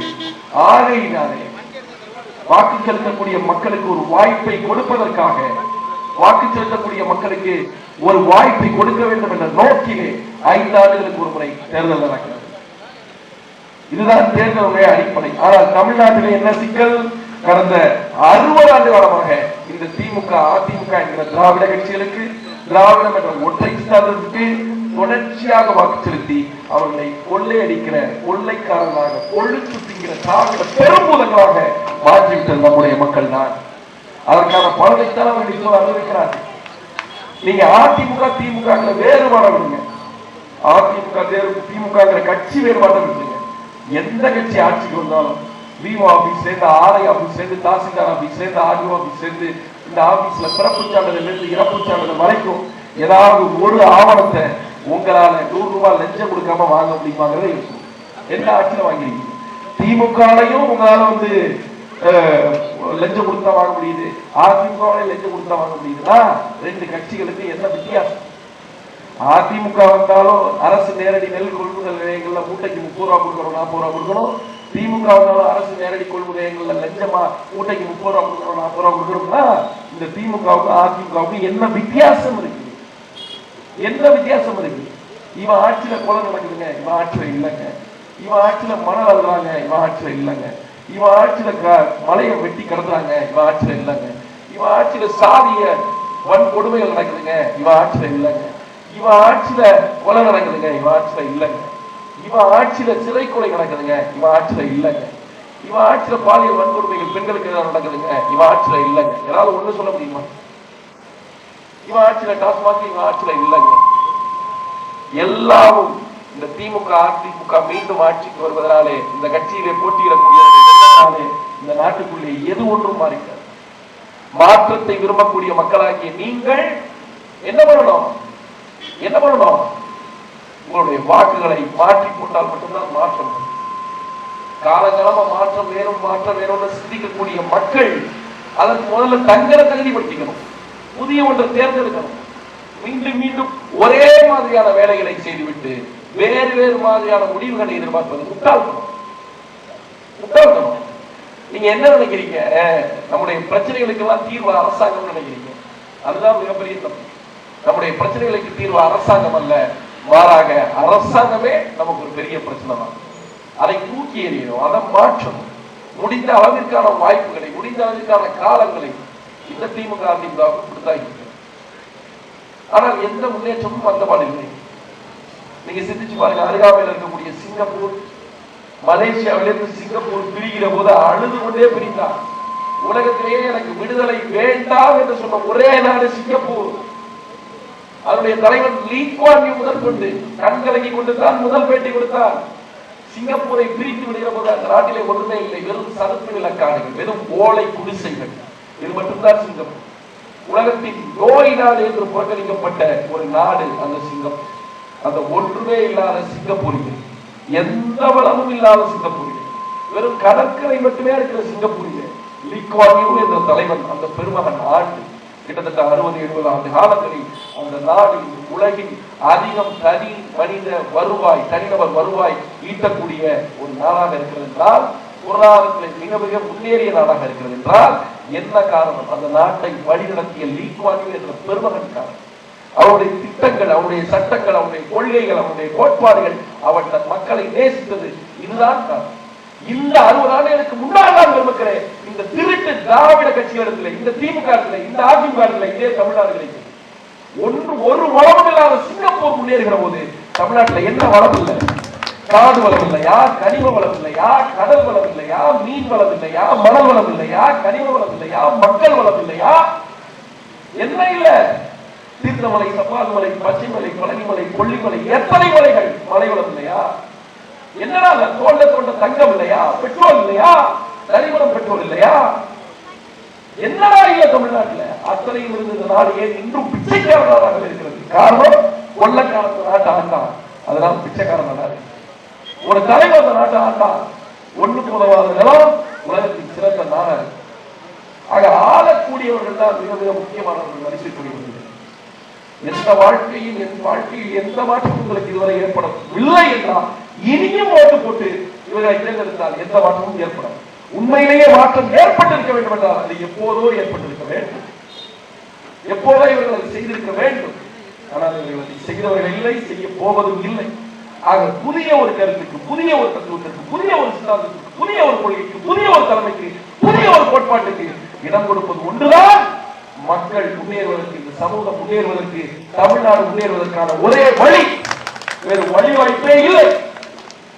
ஆக ஓட்டு போடக்கூடிய நீங்கள் உங்களுடைய வாக்கினுடைய வலிமையை அறிந்து புரிந்து தேர்ந்து தெளிந்து வாக்கு செலுத்துங்கள். பழக்கம் என்று வாக்கு செலுத்தாதீர்கள், காசு கொடுக்கிறார்கள் என்று வாங்கி கொண்டு வாக்கு செலுத்தாதீர்கள். உரிமையை காசுக்கு விற்காதீர்கள். இந்த நாட்டிலே கருத்துரிமை, எழுத்துரிமை, பேச்சுரிமை, அனைத்து உரிமைகளும், உடை உடுத்துகிற உரிமை உண்டு, உணவு உண்கிற உரிமை உண்டு. ஒருவன் 5000 ரூபாய் காசு தரன்னு சொன்னா நீங்க அவனுடைய பேச்சுரிமையை விற்ற மாட்டீங்க. நீங்க 5000 ரூபாய் காசு தரன்னு சொன்னா நீங்க உங்களுடைய உடை உடுத்துகிற உரிமையை விற்ற மாட்டீங்க.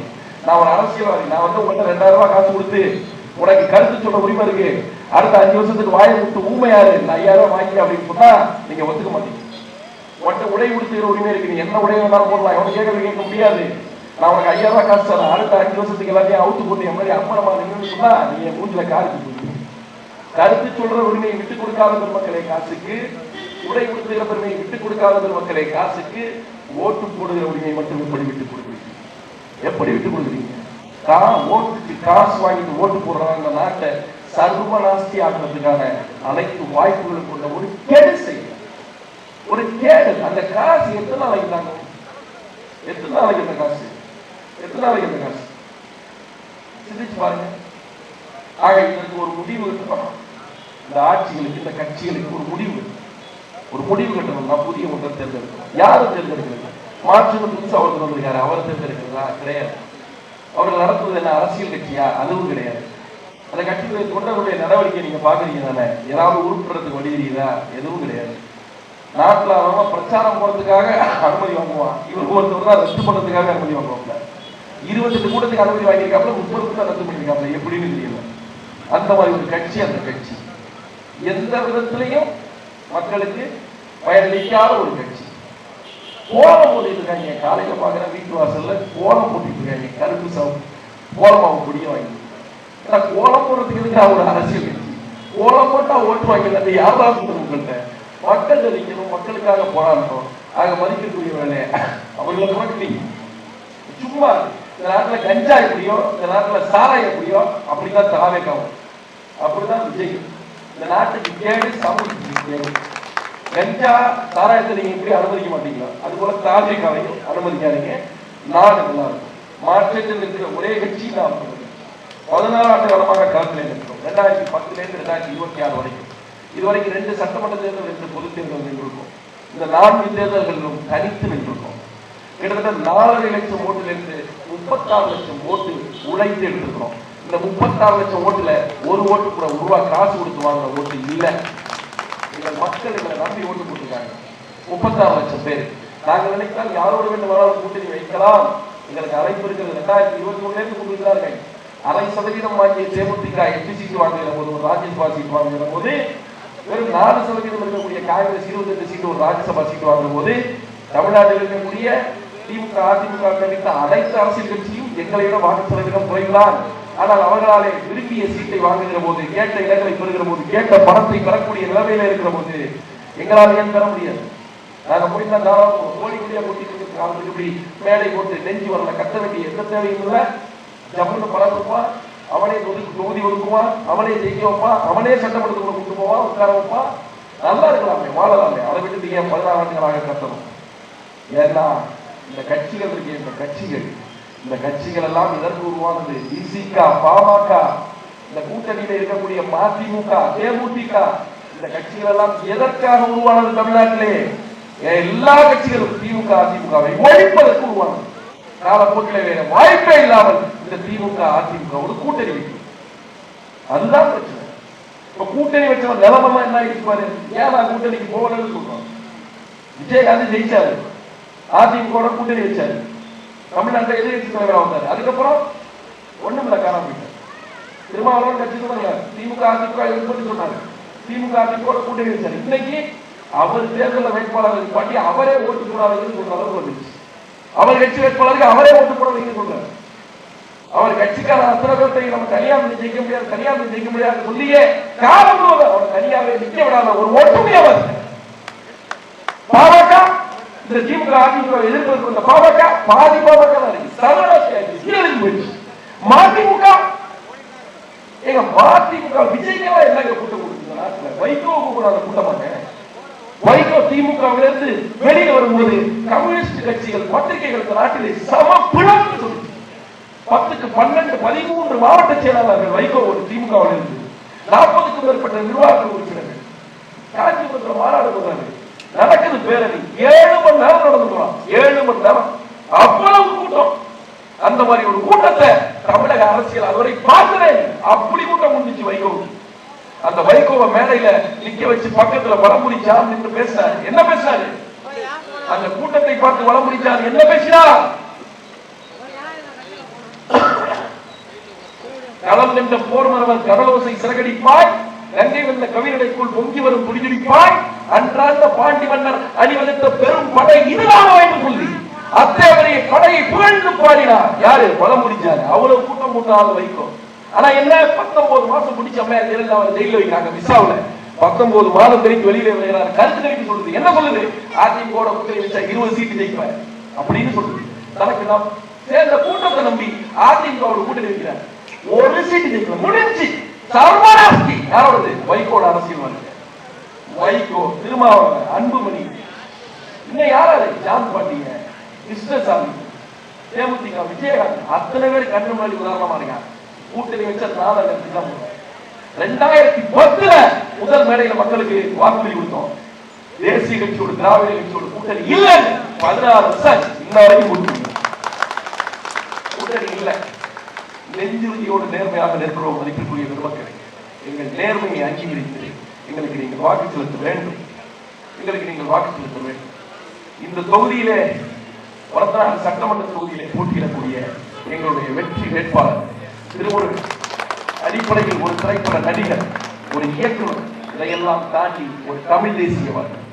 இந்த டெல்டா பகுதியிலே எக்காலத்தில் எந்த பிரச்சனை என்றாலும், மக்களுடைய வாழ்வாதாரத்துக்கு என்ன சிக்கல் என்றால், எத்தகைய இயற்கை பேரிடர் என்றால் தன் வருமானத்தை உதறி தள்ளிவிட்டு முதல் ஆளாக இந்த மண்ணிலே கால் வைத்து மக்களுக்கு உதவிகளை செய்த பெருமாள்.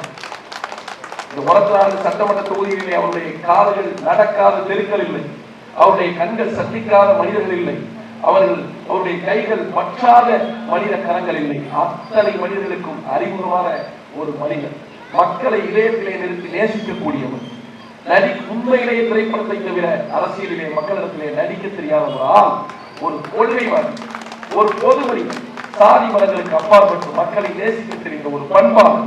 அத்தகைய பண்பாளரை நீங்கள் இந்த தேர்தலிலே வெற்றியடை செய்ய வேண்டும். மற்றவர்கள் எல்லாம் சொல்வார்கள் சாதிக்கு தங்கம் தருகிறேன் என்று சொல்வார்கள். விஜய் கட்சியில என்ன சொல்லும்? நான் 1 பவுன் தங்க மோதிரம் கொடுப்பேன்னு சொல்லும், 1/2 கிராம் தங்க மோதிரம் கொடுப்பேன் அப்படின்னு சொல்லும். ஆனா 1/2 கிராம் 1 பவுன் எல்லாம் நம்பி ஏமாந்துடாதீங்க.